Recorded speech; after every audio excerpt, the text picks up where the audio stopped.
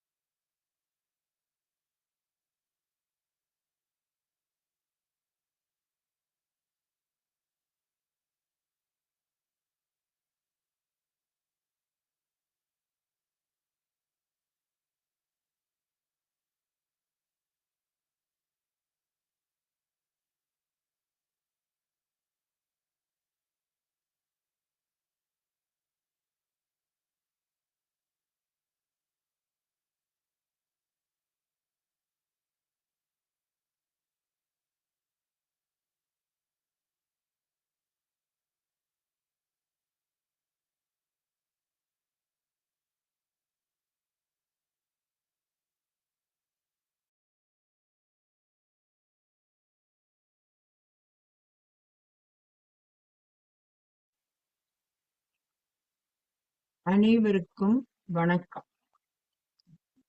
உலக அமைதி நல்லிணக்க குழு PSSN தமிழ் ஐரோப்பாவுடன் இணைந்து சங்கத்தமிழ் இலக்கிய பூங்கா வழங்கும் தமிழர் திருநாள் விழா பட்டிமன்ற நிகழ்ச்சி இப்பொழுது ஆரம்பமாகும். தமிழர் பண்பாடு இன்றைய சூழலில் அருகியுள்ளதா பெருகியுள்ளதா என்னும் தலைப்பில் இந்த பட்டிமன்றம் நடைபெற இருக்கின்றது. பட்டிமன்ற நடுவராக பாரதி சுடர் நீலகண்ட தமிழன் அவர்கள் செயற்படுவார். இப்பொழுது அவரை பற்றிய ஒரு சிறு அறிமுகம். திரு வேணுகோபால் திருமதி ராஜலட்சுமி தம்பதியினரின் புதல்வனாகிய திரு நீலகண்டன் அவர்கள் BSc கணிதம் படித்தவர். தமிழ் மீது அதீத பற்று கொண்டவர். பன்முக கலைஞர், பல் சுவை வித்தகர். தமிழ் மேல் உள்ள பற்றால் தன் பெயருடன் தமிழன் என்று சேர்த்து தமிழுக்கு பெருமை சேர்த்தவர். ஆழ்ந்த சிந்தனையாளர். அவரது மனைவி திருமதி மல்லிகாவும் இல்லறப் பணியை நல்லறப் பணியாக மேற்கொண்டு 2 நற்குணம் கொண்ட பெண் பிள்ளைகளை பேறாகப் பெற்றனர். சங்கத்தமிழ் இலக்கிய பூங்காவை 2019ஆம் ஆண்டில் ஆரம்பித்து பல இலக்கிய புரட்சிகளை இவர் செய்து வருகின்றார். இப்பொழுது களத்தினை நீலகண்ட தமிழன் அவர்களிடம் கையளிக்கின்றேன். பாருங்கள். வணக்கம் அம்மா, வணக்கம். உலகெங்கிலும் இருக்கக்கூடிய தமிழ் உறவுகளுக்கு எனது அன்பார்ந்த வணக்கங்களை தெரிவித்துக் கொள்கிறேன். தமிழர் திருநாளை ஒட்டி ஒரு பட்டிமன்றத்தை நடத்த சிறப்பாக அமைத்துக் கொடுக்கக்கூடிய ஒரு உலக அமைதியையும் யோக பயிற்சியையும் மேற்கொண்டிருக்கக்கூடிய PSSM தமிழ் ஐரோப்பிய அமைப்பிற்கு இந்த அமைப்பு சார்ந்த உலகெங்கிலும் இருக்கக்கூடிய தமிழ் உறவாளர்களுக்கு எனது வணக்கங்களை தெரிவித்துக் கொள்கிறேன். இன்றைக்கு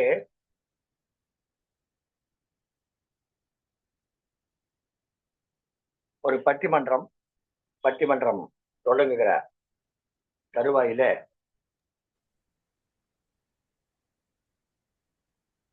மார்கழி முடிந்து தைமகள் வந்திட மகிழ்ச்சியில் உழவர்கள் மனமெல்லாம் பொங்கிட ஊர் தேடி எங்கள் உறவெல்லாம் கண்டிட உலகினில் தமிழரின் மரபுகள் வென்றிட ஏற்பிடித்தவர்கள் இன்பமும் கொண்டிட என் தமிழ் அரசினி இந்நிலம் வென்றிட ஈரடி குரல் வழி இப்புவி ஏற்றிட இனி என்ன வெற்றிதான் நம் கலை போற்றிட என்று அனைவருக்கும் எமது அன்பார்ந்த தமிழ் வணக்கங்களை பொங்கல் வாழ்த்துகை கூறிக்கொண்டு கபிலர் பரணர் கணியன் பூங்குன்றன் சிவியர் செழியர் இளம்பொறையர் சேர்ந்தவரை கூப்பி தொழுவேன் குரலாரை சொல்வேன் சொல் காப்பேரை என்றென்றும் காப்பு சமர்பலவென்று தமிழ்ச்சங்கம் வைத்து குமரியில் மூழ்கி குலத்தின் அமைவான நல்லோரை செந்தமிழ் வல்லோரை எம் முன்னோர் எல்லோரை என் தமிழர் காப்பு என்று கூறி இன்றைய பட்டிமன்ற நிகழ்ச்சிக்குள் வருகிறோம். இந்த நிகழ்ச்சியினுடைய இந்த அமைப்பினுடைய அருமை நண்பர் தலைமை பொறுப்பில் இருக்கக்கூடிய திரு ஸ்ரீகாந்த் ராஜா அவர்களுக்கும் இங்கே வருகை புரிந்திருக்கக்கூடிய அத்தனை தமிழ் உள்ளங்களுக்கும் பல்வேறு நாடுகளிலும் இணைந்திருக்கக்கூடிய உலக தமிழர்கள் அனைவருக்கும் என்னுடைய அன்பார்ந்த வணக்கங்களை தெரிவித்துக் கொள்கிறேன். தமிழர் பண்பாடு இன்றைய சூழலில் அருகியுள்ளதா பெருகியுள்ளதா, போற்றப்படுகிறதா அல்லது கைவிடப்பட்டு விட்டதா? இதுதான் இந்த பட்டிமன்றத்துடைய தலைப்பாக இன்றைக்கு ஒடுக்கப்பட்டு இந்த பட்டிமன்ற தலைப்பின் கீழே இந்த அணியிலே மூவரும் அந்த அணியிலே மூவருமாக அறுவர் பேச வருகை புரிந்திருக்கிறார்கள். ஒரு அருமையான நிகழ்ச்சி. இந்த மரபு என்று சொன்னால் நம்முடைய இனத்திற்கென்று நம்முடைய இலக்கியங்கள், அதாவது நீரிலும் நெருப்பிலும் போனது போக மீறி இருக்கக்கூடிய இலக்கியங்கள் தான் நமக்கு ஒரு வரலாறாகவும் நம்முடைய வாழ்வியலையும் மரபியலையும் எடுத்துக்காட்டக்கூடிய தொன்ம சான்றுகளாகவும் உள்ளன. இந்த நூல்கள் மட்டுமல்லாமல் தொல்லியல் துறை தோன்றுகிற போதெல்லாம் நிறைய செய்திகள் இந்தியாவில கிடைக்கின்றன. நிறைய செய்திகள் கிடைக்கின்றன. சற்றேறக்குறைய 1200 பானை ஓடுகள், 1200க்கும் மேற்பட்ட பானை ஓடுகள் நமக்கு கிடைத்திருக்கிறது. அவற்றெல்லாம் தமிழ் எழுத்துக்கள் காணப்படுகிறது. இவையெல்லாம் 2500 ஆண்டுகளுக்கு முந்தையவை என்று வரலாற்று ஆராய்ச்சியாளர்கள் தொல்லியல் துறையினர் கூறுகிறார். கல்வெட்டுகள், தமிழ் பிராமி எழுத்துக்கள் அமைந்த கல்வெட்டுகள் 100க்கும் மேற்பட்ட கல்வெட்டுகள் இந்தியாவில் பல இடங்கள்ல சொன்னாலும் கூட தமிழ்நாட்டில் அதிகமா கிடைக்கும். இதை விட தங்க காசுகள், தங்க காசுகள்ல காசுகள் தங்க காசுல காசுகள் நிறைய கிடைக்கும். இப்போ 20க்கும் மேற்பட்ட காசுகள், நாணயங்கள் கிடைக்கும். இது தங்க கட்டிகளே கிடைச்சது. இது எல்லாம் அத்தனையிலையும் தமிழ் எழுத்துக்கள் பொறிக்கப்பட்டது. தமிழ் எழுத்துக்கள் பொறிக்கப்பட்டது. இதுதான் நம்முடைய சிறப்பு. இந்த பானை ஓட்டில இருக்கக்கூடிய எழுத்துக்கள் எல்லாம் ஏதோ அரசர்களோ பெரும் பண்டிதர்களோ எழுதியது அன்று. அதெல்லாம் சாதாரண பாமர மக்கள், எளிய மக்கள், பெரிய அளவுக்கு சாதனை செய்தவர்கள் எல்லாம் கிடையாது. அவங்க சாதாரணமான மக்கள். அவர்களே அந்த பானை ஓடுகளிலே தங்களுடைய பெயர்களை பொறித்திருக்கிறார்கள். ஆதன் என்ற பெயர் இருக்கு, நிறைய பெயர்கள் இருக்கு. இதுதான் என்ன தெரிகிறது? அப்போதே நாம் கல்வறிவோடு இருந்திருக்கிறோம், எழுத்தறிவோடு இருந்திருக்கிறோம், எழுத்து இருந்திருக்கிறது. மறந்துபட்ட மக்களிடையே தமிழும் அந்த மொழியும் அந்த இலக்கியங்களும் அந்த பண்பாடும் வேறுண்டு இருந்திருக்கிறது என்பது நமக்கு இதெல்லாம் காட்டுகிறது. நிறைய நம்ம எழுத்துக்கள் காணப்படும். மதுரையிலே ஒரு கட்டிடத்திற்காக அடிக்கல் நாட்டுவதற்காக தோன்றுகிறார்.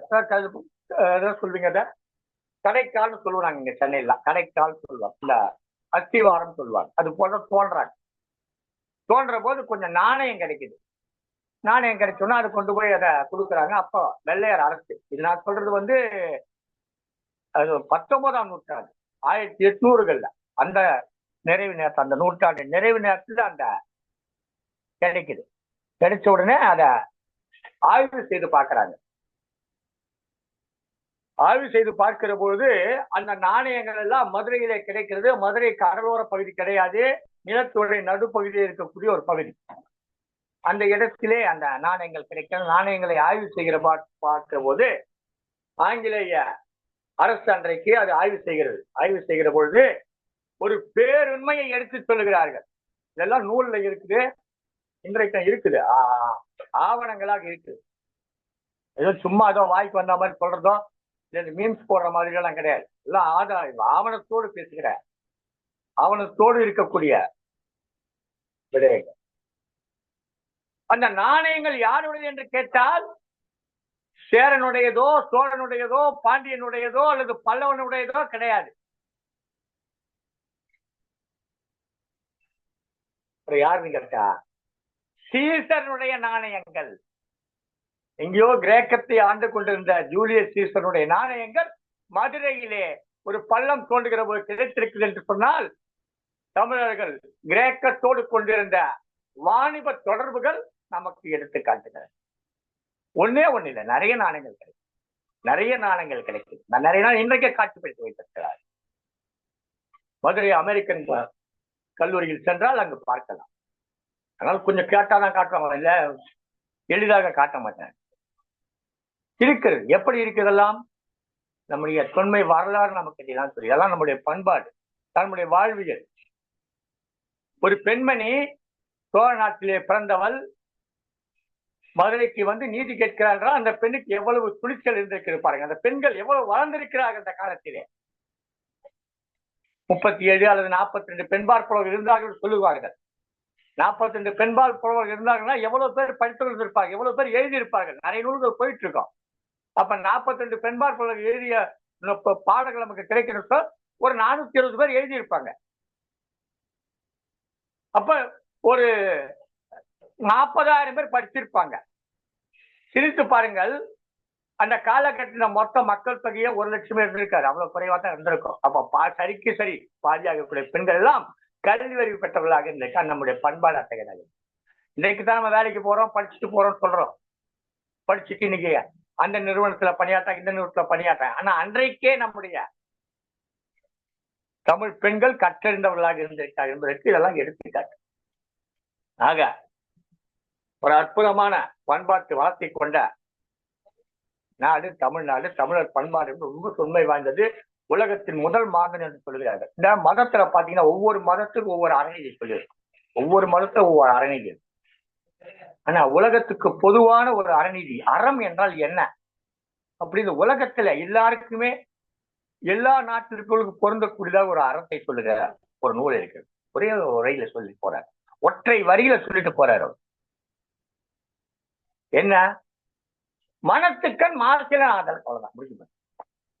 நெஞ்சத்துல தவறான சிந்தனை இல்லாமல் இருக்கிற வரை நீ அறவழியில் செல்லுகிறாய் என்று வள்ளுவர் சொல்லுகிறார். மற்ற இடத்துல வேறமா சொல்லுவாங்க, கொல்லாமையை சொல்லுவாங்க, மது அருந்தாது சொல்லுவாங்க, பெண்கள் தொடர்பா சொல்லுவாங்க, ஆசை, பண ஆசை, இப்படிலாம் ஒவ்வொரு மாசத்துல ஒவ்வொரு மாதிரி சொல்லிட்டு இருப்பாங்க. ஆனா எல்லோருக்கும் பொருத்தமாக ஒற்றை வரியில் மனத்துக்கண் ஆசல் மாசல் ஆதல் என்கிற ஒற்றை வரியில் நமக்கு சொல்லிவிட்டு சென்றவர் தான் வள்ளுவர். அத்தகைய பண்பாடு கொண்டவர். நீங்க எல்லாம் முகவரி எழுதுறீங்க. இப்ப நான் என்னுடைய முகவரி எழுதுனா என்னுடைய முகவரி, என் பேர் சொல்லுவேன். முதல்ல என் பேர் எழுதுவேன், அப்புறம் வீட்டு இலக்கம் எழுதுவேன், அதுக்கப்புறம் தெருவோட பேர் எழுதுவேன், அதுக்கப்புறம் ஊரோட பேர் எழுதுவேன். இப்ப இந்தியாவில் ஊர் பேருக்கு அப்புறமா அந்த தாலுக்கா பேர் எழுதுவோம், அப்புறம் மாவட்ட பேர் எழுதுவோம், அதுக்கப்புறம் அஞ்சலக குறியீட்டு எண் ஒண்ணு இருக்கு, அதை எழுதுவோம். நீங்களும் அப்படிதான் எழுதிக்கிட்டு இருப்பீங்க எல்லா நாட்களையும். குறைஞ்சபட்ச 4 வரிகளாவது உங்களுடைய முகவரி இடம் பெற்று, உங்கள் முகவரி எழுத வேண்டுமென்றால் 4 வரிகள் தேவைப்படும். ஆனால் உலகத்தில் இருக்கக்கூடிய மொத்த தமிழனுக்கும் ஒற்றை முகவரியை ஒருத்தன் கொடுத்திருக்கான், ரெட்ட வரல கொடுத்திருக்கான்னா அவன் தான் வள்ளுவன். உலக மொத்தத்துக்கு சேர்த்து ஒரே முகவரி, ஒரே முகவரி, 2 வரி உடைய முகவரி தான் நான் சொல்லிட்டு போனான் பாருங்க. அதான் வள்ளுவன், என்னுடைய முப்பாட்டன் வள்ளுவன். அந்த வள்ளுவன் என்ற வழியில வந்த நாம் இந்த பண்பாட்டை இன்றும் போற்றுகிறோமா அல்லது போற்றாமல் விட்டு விட்டோமா, கைவிட்டு விட்டோமா?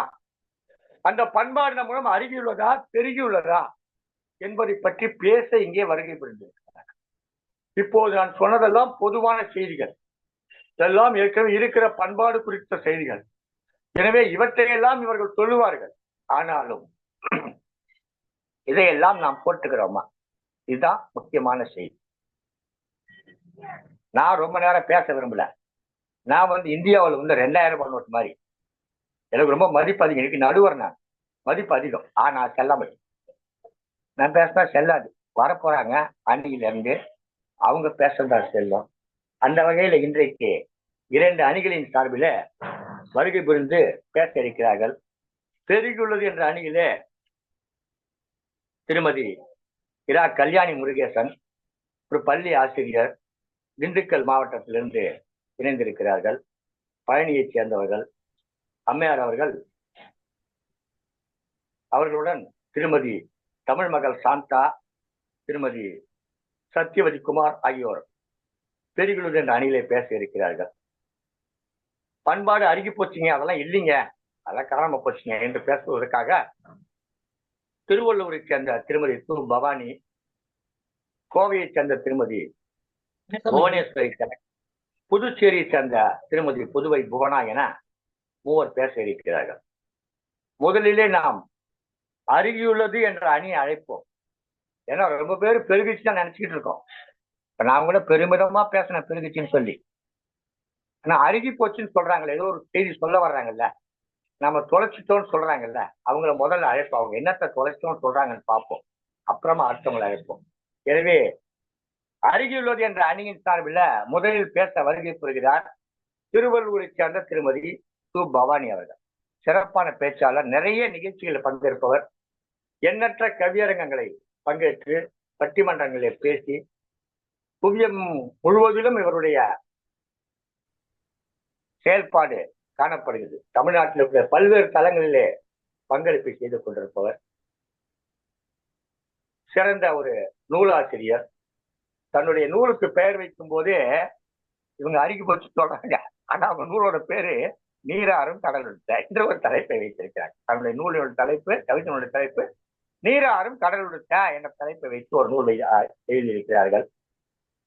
சங்கத்தமிழ் இலக்கிய பூங்காவில் நடைபெறக்கூடிய 100 கவியரங்கங்கள், தொடர் கவியரங்களை பொறுப்பெடுத்துக் கொண்டு செயலாற்றிக் கொண்டிருக்கிறார்கள். வாருங்கள் திருமதி பவானி அவர்களே. பவானி தனஞ்சயன் அவர்கள் திருவள்ளூரை சேர்ந்த ஆசிரியர், நல்ல ஒரு கவிஞர், எழுத்தாளர், பேச்சாளர். வாருங்கள். வாழ வைத்த தமிழுக்கும் வாய்ப்பு தந்த நடுவர் ஐயா அவர்களுக்கும், உலக அமைதி நல்லிணக்க குழுவிற்கும், எமணி பேச்சாளர்களுக்கும், எதிர்கணி பேச்சாளர்களுக்கும் முதற்கண் சிரம் தாழ்ந்த வணக்கத்தை தெரிவித்துக் கொள்கின்றேன். தமிழர் பண்பாடு அருகியுள்ளதா பெருகியுள்ளதா? மிகச் சிறந்த ஒரு பட்டிமன்றம். இதில் அருகியுள்ளது என்னும் அணிக்கு ஒரு சில கருத்துக்களை கூற வந்திருக்கின்றேன். பண்பாடு பெருகியுள்ளது என்று ஐயா தைரியமாக பேச வந்திருக்கின்றார்களே, இவர்கள் எல்லாம் ஒரு நாளிதழ்களையோ தொலைக்காட்சியோ பார்த்ததில்லை நினைக்கிறேன். பிரேக்கிங் நியூஸ் என்ன போடுகிறார்கள்? கொலை, கொள்ளை, கற்பழிப்பு, 3 வயது சிறுமி பாலியல் வன்கொடுமை, 80 வயது பாட்டி பாலியல் வன்கொடுமை. சென்ற வாரம் கூட தென்காசியில இருந்து வந்திருக்காங்க, அம்மாவுக்கு தெரியணும் போல இருக்கு. ஒரு தாயை கொன்ற மகன், திருவண்ணாமலையில மாமியாரை கொன்ற மருமகள். இப்படித்தான் ஒரு செய்திகளை நாம் கேட்கின்றோம். இதுல எங்க இருக்கிறது ஐயா பண்பாடு, கலாச்சாரம்? இல்லவே இல்லை. அதுக்கடுத்து தமிழர்களினுடைய பண்பாடுனா என்னங்க ஐயா? காதல், வீரம், கொடை, நட்பு, விருந்தோம்பல், இதுதானேங்க ஐயா தமிழர் பண்பாடு. அந்த பண்பாடு இருக்கிறதா இப்பொழுது? விருந்தோம்பல் முன்னாடி எல்லாம் நம்ம வீட்டுக்கு கதவு திறந்தே வச்சிருப்பாங்க, யாராவது விருந்தாளிங்க வருவாங்களா அப்படின்னு சொல்லிட்டு. 5 பேர் இருந்தா கூட 7 பேர் சாப்பிடுற அளவுக்கு சாப்பாடு கொஞ்சி வச்சிருப்பாங்க. வந்த விருந்தாளிங்களை அமுது படைத்து அறுசுவை உணவு கொடுத்து அவர்களை மனதார அனுப்பி வைப்பாங்க. ஆனா இப்ப யாராவது கதவு திறந்து வச்சிருக்கிறோம் ஐயா? 24 மணி நேரம் கதவை அடைச்சிட்டு வீட்டுக்குள்ளேயே தான் அடைஞ்சு இருக்கிறோம். அப்படி யாராவது வீட்டுக்குள்ள வந்துட்டா கூட என்ன சொல்லுவாங்க தெரியுங்களா? ஐயோ அண்ணன் போன் பண்ணி சொல்லியிருந்தா கோழி அடிச்சு குருமா வச்சிருப்பனே, முட்டை அவிச்சு வச்சிருப்பனே, எறா தொக்கு பண்ணி வச்சிருப்பனே. இப்படித்தான் சொல்றாங்களே ஒழிய ஒரு டம்ளர் தண்ணி கூட கொடுக்க மாட்டேன்றாங்க. அப்படித்தான் இருக்குது நம்மளுடைய விருந்தோம்பல். என்ன எழுதி வச்சிருந்தார் விருந்தோம்பலை பத்தி திருவள்ளுவர் 90வது அதிகாரத்துல? மோப்ப குழையும் அனிச்ச முகம் திறந்து நோக்க குழையும் விருந்துன்னு எழுதி வச்சாருங்க ஐயா. அப்படியா இருக்கிறது? திருவள்ளுவர் இருந்திருந்தாருன்னா நொந்து போயிருப்பாருங்க ஐயா நம்மளுடைய விருந்தோம்பலை பார்த்து. சரி, விருந்தோம்பல் தான் அப்படி இருக்கு. சரி, காதலாவது நம்ம பாப்போம் அப்படின்னு பார்த்தா, காதல் முன்னாடி எப்படி இருந்துச்சு தெரியுமா ஐயா? அப்படியே ஒரு குறுந்தொகை பாட்டுல அழகா எழுதி வச்சிருப்பாங்க. யாயும் நியாயும் யாரா இயரோ, எந்தையும் நுந்தையும் எம்முறை கேளீர், யானும் நீயும் எவ்வழி அறியும், செம்புல பெயல் நீர் போல அன்புடை நெஞ்சம் தாம் கலந்தனவே. எப்படி அழகா எழுதி வச்சிருந்தாரு பாருங்க. அந்த மழை நீர் பேஞ்ச அந்த மண்ணோட வாசத்தோட கலந்து போயிடும். அது மாதிரி இருந்துச்சு காதல். ஆனா இப்ப அப்படியா இருக்குது ஐயா காதல்? பஸ் ஸ்டாப்ல ஒரு காதல், பீச்ல ஒரு காதல், பள்ளிக்கூடத்துல ஒரு காதல், இப்படித்தான் காதல் போயிட்டு இருக்கிறது. அப்படி காதலிக்கலன்னா அந்த பொண்ணோட முகத்துல, அழகான அந்த பொண்ணோட முகத்துல ஆசிட் வச்சு அசிங்கப்படுத்திடுறாங்க ஐயா. திருமணத்துக்கு ஒத்துக்கலன்னா பள்ளிக்கூடத்திலயோ நேரடியா கத்தியால குத்துன சம்பவம் போன மாசம் நடந்தது. அவங்க எதிரணியில இருக்கிறவங்க படிக்கல போல இருக்குது. அது எவ்வளவு மன வருத்தத்துக்கு உரியது. அப்படித்தான் காதல் இருக்கிறது இன்றைக்கு காதல். சரி, விருந்தோம்பலும் இல்ல, காதலும் இல்ல. அடுத்து நட்புக்குள்ள போனா, நட்பு பார்த்தா எப்படி இருக்குங்க ஐயா?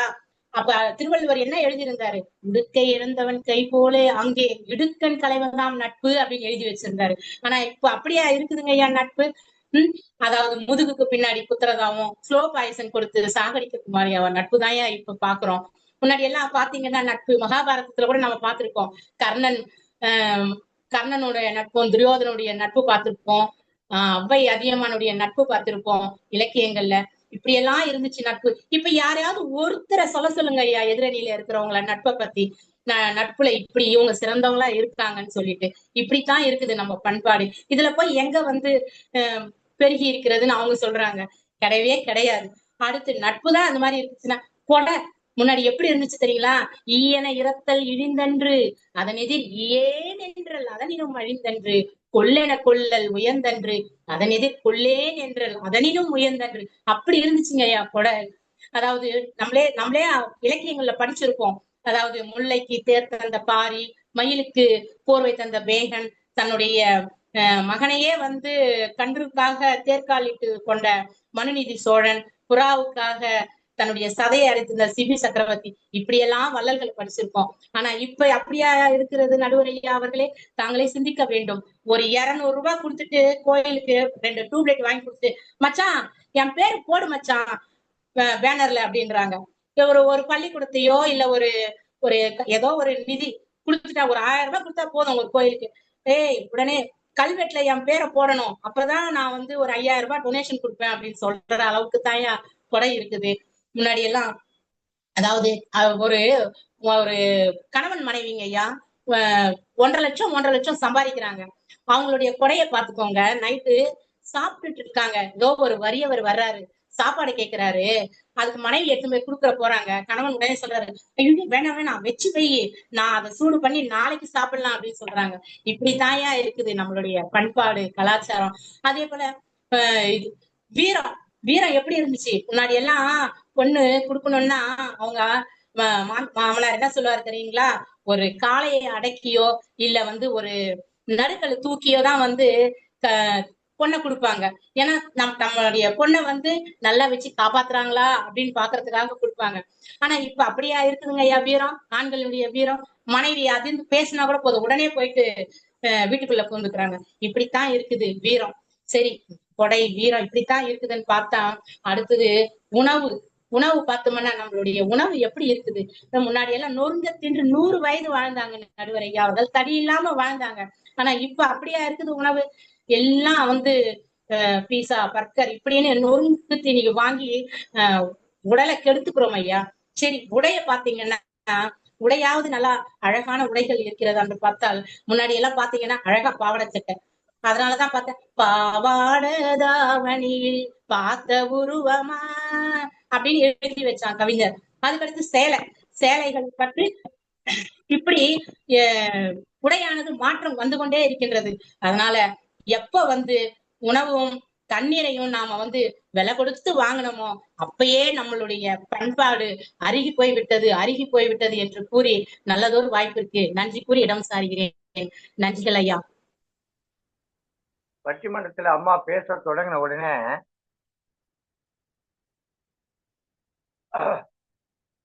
அந்த அணியில பெருகிச்சுன்னு சொல்றாங்க, இந்த அணியிலேயும் பண்பாட்டை சிறப்பித்து சொல்றாங்க. ஆக 2 பேரும் ஒரே கருத்து உள்ளவங்க தான் தெரிய வந்துருச்சு. இப்ப எனக்கு தான் சிக்கல். 2 பேரும் ஒரே கருத்து உள்ளவங்க தான். ஆனா இவங்க பாழா போயிடுச்சேன்றாங்க. அவங்க இல்ல பாழெல்லாம் அவங்க நல்லா இருக்குன்னு சொல்றாங்க. அவ்வளவுதான் அவங்களுடைய இது. அருமையான கருத்துக்கள் சொன்னாங்க, சிறப்பா சொன்னாங்க. காதலை பத்தி சொன்னாங்க. காதலும் வீரமும் கன்னி தமிழர்களுடைய மாண்பு. ஆனா காதல் என்னாச்சு? இன்னைக்கு காமமாக போய்விட்டது.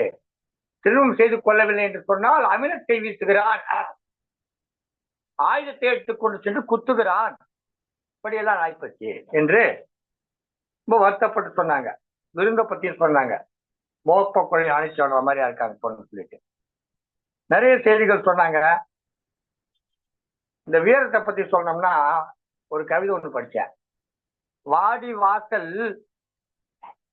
வாசலில் வந்த மாடு முகத்தை திருப்பி கொண்டது, வண்டு முருகனிடம் கை நீட்டியவனிடமா மோத வேண்டும் என்று, வண்டு முருகனிடம் கையேற்றியவனிடமா மோத வேண்டும் என்று வாடி வாசல்ல வந்த மாடு முகத்தை திருப்பிட்டான், போயிட்டான் அப்படின்னு ஒரு கவிதை. இதற்கெல்லாம் சரியான பதிலடி கொடுப்பதற்கு வருகிறார் திருமதி பழனியைச் சேர்ந்த திண்டுக்கல் மாவட்டத்தில பள்ளியில முதுநிலை தமிழாசிரியர் இருக்கக்கூடியவர், நல்ல ஒரு கவிஞர், பட்டிமன்ற பேச்சாளர், ஏற்கனவே உங்களுக்கு அறிமுகமானவர். இந்த அமைப்பில ஏற்கனவே பேசி இருக்கிறார். ஒரு தலைப்பில பேசி சிறப்பாக பேசியவர் திருமதி இரா கல்யாணி முருகேசன் அவர்கள். அம்மையார் அவர்கள் தனிச்சிறப்பு வாய்ந்தவர், கம்பீரமான குரலுக்கு சொந்தக்காரர், தான் சொல்றதுதான் சரின்ற மாதிரியே பேசுற வல்லமை பெற்றவர்கள். வாருங்கள் அம்மா, வாருங்கள், உங்கள் கருத்துக்களை தாருங்கள். எனக்கு என்ன சிக்கல்னா, 2 பக்கமும் 2 பொண்ணு தான் இருக்காங்க. எல்லாமே மகள்கள் தான். இந்த பக்கமும் ஒரு மகள் அணித்தலைவர், அந்த பக்கம் ஒரு மகள் அணித்தலைவர். இவங்க அன்பா கேட்கிற அணித்தலைவர் பேசிட்டு போனாங்க. இப்ப அதட்டி கேட்கிற அணித்தலைவர் அந்தமா ஒரு மகள் தான், அதிர்ச்சி கேட்கிற மகள் அவங்க வர்றாங்க. வாங்கம்மா. இட்டதோர் தாமரை விரித்தாற் போல அவையில் அமர்ந்திருக்கும் ஆன்றோர்களே, சான்றோர்களே மற்றும் பண்பாட்டின் மணிமகடமாய் வீற்றிருக்கும் நடுவர் பாரதிச்சுரர் திரு நீலகண்ட தமிழன் ஐயா அவர்களுக்கும் PSSM அமைப்பினருக்கும் எதிரணி சகோதரிகளுக்கும் அன்பான வணக்கம். அனைவருக்கும் தமிழர் திருநாள் நல்வாழ்த்துக்கள். இன்றைய சூழலில் தமிழர் பண்பாடு அருகியுள்ளதா பெருகியுள்ளதா அப்படிங்கிற கேள்வி இன்னைக்கு நம்ம முன்னாடி இருக்கிற தெரியும். தமிழர் பண்பாடு பெருகித்தான் இருக்கு அப்படிங்கிறது. தமிழன் என்றோர் இனம் உண்டு, தனியே அவருக்கு ஒரு குணம் உண்டு என்றால் நாமக்கலா? ஆம், தமிழனுக்கு என்று தனி குணமும் தனி பண்பாடும் உண்டு என்பது அனைவரும் அறிந்த உண்மைதான். இதுல எந்த விதமான ஐயப்பாட்டுக்கு இடமே இல்லை. என்னமோ பேசுறோம்னு பேச வந்துட்டாங்க எதிரணி சகோதரிகளே. தமிழர் பண்பாடோடு உங்களை வரவேற்கிறோம். நீங்கள் சொல்லுவதை சொல்லுங்கள், நாங்கள் தமிழர் பண்பாடை உங்களுக்கு உணர்த்தி செல்கிறோம். அன்றைக்கு ஐவகை நிலத்திலே அகம்புறம் என்று வாழ்ந்து வந்தார்கள்.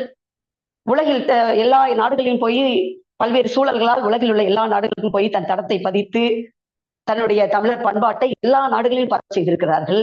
இதுல எங்க தமிழர் பண்பாடு அருகி இருக்கு? தமிழர் பண்பாடு பெருகித்தானே இருக்கு. சரிங்க, இப்ப அம்மாவே சொன்னாங்க, ஒன்னா வரிசையா சொல்லிட்டாங்க.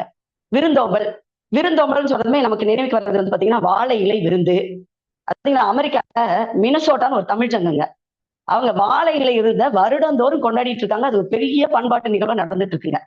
அப்ப இதுல போய் தமிழர் பண்பாடு அறிவிச்சா உலக நாடு வரையும் பெருகிதானே இருக்கு. இவங்க என்ன விருந்தோம்பல் இல்ல, தண்ணி கூட கொடுக்கறது இல்லைங்கிறாங்க, கூல்ட்ரிங்க்ஸ் கொடுத்துட்டு இருக்காங்க, கடைக்கெல்லாம் கூட்டிட்டு போய் சாப்பாடு எவ்வளவு அருமையாக செஞ்சுட்டு இருக்காங்க. அதுக்கடுத்து பாத்தீங்கன்னா இன்னைக்கு நாளைக்கு பொங்கல் வைப்பாங்க. வீட்டுக்கு வர்றவங்களுக்கு எல்லாம் பொங்கலை எதுல கொடுப்பாங்க? வாழை இலையில பரிமாறுவாங்க. அழகா அதை மறந்துட்டாங்க போல இருக்கு. அம்மா நாளைக்கு பொங்கல் பண்பாடுங்கம்மா, பொங்கல் விழால நம்ம என்ன செய்வோம் அப்படின்னு தெரியும். சரி, அடுத்தது பாத்தீங்கன்னா வீரம் பத்தி சொல்றாங்க. வீரம் அப்படின்னா காலையில நீங்க பாருங்க, எந்திரிச்சதும் சிறுவர்கள்லாம் சிலம்பத்தை தூக்கிட்டு போயிட்டு இருக்காங்க. விடிய காலையில 6 மணிக்கு பாத்தீங்கன்னா குழந்தைங்க சிலம்ப குச்சியோட சுத்திட்டு இருக்காங்க, சிலம்பம் கத்துக்கிட்டு இருக்காங்க. அடுத்து பாத்தீங்கன்னா கபடி எடுத்துக்கங்க. கபடி எடுத்துல இன்னைக்கு வந்து அன்னைக்கு பட்டி தொட்டியில விளையாண்டுட்டு இருந்தாங்க, இன்னைக்கு ப்ரோ கபடி அப்படின்னு சொல்லி அது வளர்ந்து தமிழ் தலைவா அப்படின்னு சொல்லி இளைஞர்கள் மனசுல எழுச்சி கொண்டு நிக்கலையா? என்னமா சொல்றீங்க? அன்னைக்கு விளையாட்டுங்கிறது இப்ப ஆண்களுக்கு மட்டும் இருந்தது, இன்னைக்கு பெண்களும் கபடி விளையாண்டுட்டு இருக்காங்க இல்லையா? சரி, இன்னொன்னு சொல்றேங்க. எழுந்தது துகள், ஏற்றன மார்பு, கவிழ்ந்தன மறுப்பு, கலங்கினர் பலர் அப்படின்னு கலித்தொகையில ஒரு வரிகள். இந்த வரியை கேட்கும் போதே உங்க மனசுல எல்லாரும் ஒரு விளையாட்டு நினைவுக்கு வந்திருந்தா கண்டிப்பா உங்க மனசுல தமிழர் பண்பாடு நிலைத்துதாங்க இருக்கு. வந்திருக்கும், ஐயாவுக்கு நடுவர் ஐயாவுக்கும் வந்திருக்கும். ஏன்னா ஏறு தழுவுதல் தமிழர் பண்பாட்டின் மகுடம். ஏறு தழுவுதல் வீரத்தை பறைசாற்றக்கூடிய நிகழ்வு. இவங்க வளரலைன்னு சொன்னா அது எங்க இருந்திருக்கும் தெரியுங்களா? அது வந்து பாத்தீங்கன்னா முல்லை நிலத்திலே இருந்திருக்கணும். ஏன்னா ஏறு தழுவுதல் என்பது முல்லை நிலத்து மக்களோட பண்பாட்டு நிகழ்வு. அது அங்கேயே இருக்கா? இல்லையே. மருத நிலத்தோட வேளாண்குடிகளோட தொடர்புடையதாச்சு. அப்புறம் பாத்தீங்கன்னா பாலை நிலத்து மக்களோடு தொடர்புடையதாயிடுச்சு. அப்படியே வளர்ந்து வந்துட்டு தானே இருக்கு. இன்னைக்கு பட்டி தொட்டி எங்கும் நகர்ப்புறம் எங்கும் ஏறுதழுவதை மாடு பிடித்தலை செய்து கொண்டுதான் இருக்கிறாங்களே. எங்க ஏறுதழுவல் அருகியா போச்சு, பெருகிட்டு தான் இருக்குது. என்ன சொல்ல வரீங்க எதிரணிகளே? வீர குறைஞ்சு போச்சுங்கிறீங்க. சரி, அடுத்து பார்த்தா ஈகை பத்தி சொன்னாங்க. உதவி உதவி பாத்தீங்கன்னா அன்னைக்கு வள்ளல்கள் இருந்தாங்க, அவங்க இருந்தாங்க அப்படின்லாம் சொல்றாங்க. ஆற்றுதல் என்பது ஒன்று அளந்தவருக்கு உதவுதல் சொல்லி கல்வி சொன்னாங்க. அம்மாவே நிறைய பாடல்கள் சொன்னாங்க நம்மளுடைய பண்பாடு. ஆற்றுதல்னா இல்வாழ்வுனா என்ன? அளந்தவருக்கு உதவுதல்னா வறுமையில் வாடுபவர்களுக்கு உதவுதல். இன்னைக்கு ஈகை எல்லாம் குறையலைங்க. அன்னைக்கு சொன்னாங்க ஏதோ ஒரு வள்ளல்கள், குறிப்பிட்ட வள்ளல்களை மட்டும் தான் சொல்லிட்டு போனாங்க. கடை 7 வள்ளல்கள் அப்படின்னு தான் நம்ம படிச்சிருக்கோங்க. இன்னைக்கு முக முடியாத வள்ளல்கள் எத்தனை பேர் இருக்காங்க தெரியுமா உங்களுக்கு? ஏன்னா 200 ரூபாய் கொடுத்து அவங்க அதுவும் ஏதோ சொன்னாங்க, 1.5 லட்சம் ரூபாய் சம்பளம் வாங்கிட்டு சாப்பாடு எடுத்து வைமா நாளைக்கு சாப்பிடலான்னு. எத்தனை பேர் சாப்பிடுற இடத்துல வரக்கூடிய அங்க இருக்கவங்களுக்கு வந்து உடனே உணவு வாங்கி கொடுக்குறவங்க எத்தனை பேர் இருக்கிறாங்க? பார்த்தது இல்லையாங்கம்மா? அதனால ஈகையில குறையவில்லைங்க. இன்னைக்கு கல்விக்கு எவ்வளவு உதவி செஞ்சுட்டு இருக்காங்க. கல்விக்கு தீபாவளி பண்டிகை இன்னைக்கு பாத்தீங்கன்னா ஒவ்வொரு ஊரா போய் வறுமையில் வாழக்கூடிய குடும்பங்களுக்கு ஆடைகள் எடுத்து கொடுத்தும் பட்டாசுகள் குழந்தைகளுக்கு கொடுத்தும் அவர்களோடு சேர்ந்து வெடித்து கொண்டாடி கொண்டிருக்கிறாங்க. அதனால ஈகை எல்லாம் குறையவில்லை. அன்னைக்கு இன்னைக்கு என்ன ஈகை கொடுக்கறது, அது இது பண்றாங்கிறீங்க, விளம்பரப்படுத்திட்டு இருக்காங்க அப்படிங்கிறீங்க. விளம்பரம் இல்ல. இன்னைக்கு நீங்க விளம்பரப்படுத்தாத பொருளை வாங்கிடுவீங்களா? விளம்பரத்துல வர பொருளை தானே வாங்கிட்டு இருக்கிறீங்க. அதனால முகம் தெரியாத வள்ளல்கள் நிறைய செஞ்சுட்டு இருக்காங்க. அதனால தமிழர் பண்பாடு இல்ல பெரியதாங்க இருக்குது. இன்னும் பாத்தீங்கன்னா நிலத்தில் பெரியதே நீரினும் உயர்ந்தது நட்பு சொன்னாங்க. இப்ப நட்பு ரொம்ப மோசமா சொல்லிப்பானாங்க. பாசம் வைக்க நேசம் வைக்க தோழன் உண்டு வாழ வைக்க இவனை தவிர உறவுக்காரன் எங்கும் இல்லை டோய் அப்படின்னு பாடினாங்க. பாசம் வைக்கிறதுக்கு எவ்வளவு தோழர்கள் இருக்கிறாங்க. நீ தோழர்கள் இல்லைன்னா இங்க பாதி பேர் இருக்கவே முடியாதுங்க. ஏன்னா நம்மளுடைய கஷ்டத்தை பகிர்ந்துக்கிறதுக்கு உண்மையிலே நம்ம கூட இருக்கிறது தோழர் தான். ஏன்னா நட்பு குறைஞ்சு போச்சு அப்படிங்கிறீங்க. அதான் அம்மா சங்க இலக்கிய அண்ணது எப்படி தெரியல, ஒரு பெரிய பலாப்பழம் வைங்க, அந்த பலாப்பழத்தை இன்னைக்கு அப்படியே பிச்சு சாப்பிட்டுட்டு இருந்தாங்க. அவ்வளவுதான். இன்னைக்கு என்ன பண்றீங்களா, அது பலாப்பழத்தை எடுத்து சொலைய பிரிச்சு ஒருத்தர் கையிலையும் அப்படியே கொடுக்குறோம். அவங்க வாங்கி லெகுவா அப்படியே சாப்பிட்டுட்டு இருக்காங்க. அவ்வளவுதான் வேறுபாடு ஒழிய பண்பாட்டோட அடிச்சுவடெல்லாம் மாறலைங்கம்மா, மாறவே கிடையாது. பண்பாட்டின் அடிச்சுவடு அதேதான். உடனே பலாப்பழத்தை அப்படி சாப்பிடுறதுனால பலாப்பழத்தோட சுவை குறைந்து விடுமா நடுவரையா? பலாப்பழம் சாப்பிட்டுருப்பீங்க எல்லாருமே. பலாப்பழத்தை பிச்சு சாப்பிட்டா என்ன, அப்படியே போய் இது பண்ணி சாப்பிட்டா என்ன, இல்ல சொலைய யாராவது எடுத்து கொடுத்தா என்ன, பலாப்பழத்தோட சுவை மாறுமா? மாறவே மாறாதுங்க. அது மாதிரிதான் தமிழருடைய பண்பாடு பெருகித்தான் இருக்கு, அருகவில்லை. தமிழர் பண்பாடு குறையவே குறையாது. பலாப்பழத்தின் சுவை போன்று என்றுமே இனிப்பாக தான் இருக்குங்க. யானை பத்தி ஒன்று சொல்லுவாங்க, யானை இருந்தாலும் 1000 பொன், இறந்தாலும் 1000 பொன் சொல்லுவாங்க. அது மாதிரி தமிழர் இருந்தாலும் அங்கே தமிழர் பண்பாடு இருக்கும், தமிழன் இல்லாவிட்டாலும் அங்கே தமிழர் பண்பாடை நிலைத்திருக்க செய்திருப்பான். எனவே தமிழர் பண்பாடு என்றுமே அருகி போகாது, பெருகத்தான் செய்யும், பெருகத்தான் செய்யும் என்று கூறி இந்த நல்லதொரு வாய்ப்பை எமக்கு நல்கிய சங்கத்தமிழ் இலக்கிய பூங்காக்கு நன்றி பாராட்டி விடைபெறுகிறேன். நன்றி, மகிழ்ச்சி. கல்யாணி முருகேசன், பழனி, திண்டுக்கல் மாவட்டம். தமிழர் மாண்புகளிலே சிறந்த மாண்பில் ஒன்று நேரம் தவறாமை. அதுவும் சரியா செஞ்சாங்க.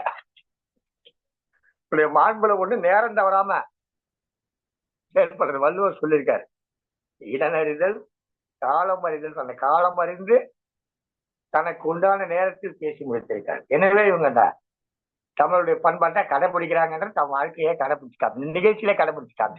கல்யாணி சிறப்பு. நிறைய செய்திகளை சொன்னாங்க. நன்கு தமிழ் கற்றறிந்தவர்கள்.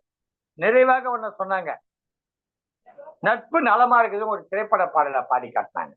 அது திரைப்படம் என்று நாம் ஒதுக்கி விட முடியாது. ஏனென்று சொன்னால் இன்றைய காலத்திலே திரைப்படம் ஒரு தமிழர்களுடைய ஒரு கலையாக, எல்லா மக்களுக்கும் கலையாக, திரைப்படம் ஒன்று தமிழுடைய கலைப்பாடாக, கலை வெளிப்பாடாக இருக்கிறது. எனவே அதுல நட்பை பத்தி சிறப்பாக பேசியிருக்கிறாங்க என்று சொன்னாங்க. சிறப்பு தான். அதே மாதிரி விளம்பரம் பண்றது தவறு கிடையாதுங்க. அது நிறைய பேர் இருக்கா, சென்று சேரணுன்றதுக்காக சொல்றோம், அது தவறு கிடையாது அப்படின்னாங்க.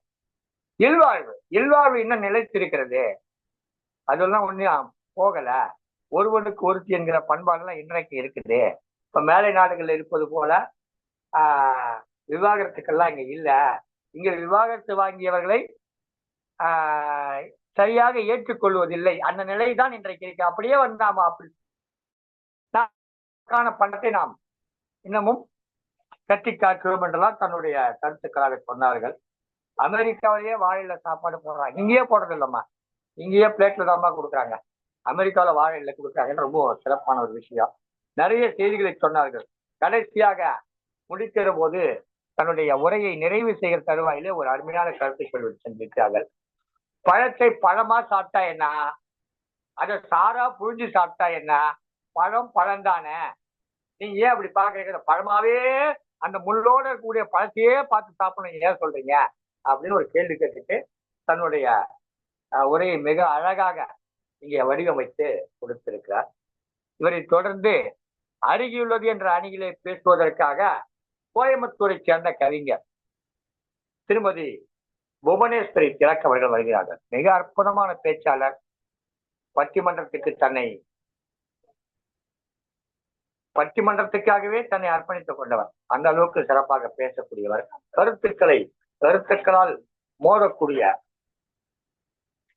துணிச்சல் பெற்றவர்கள். திருமதி புவனேஸ்வரி திலக் அவர்களே வாருங்கள்.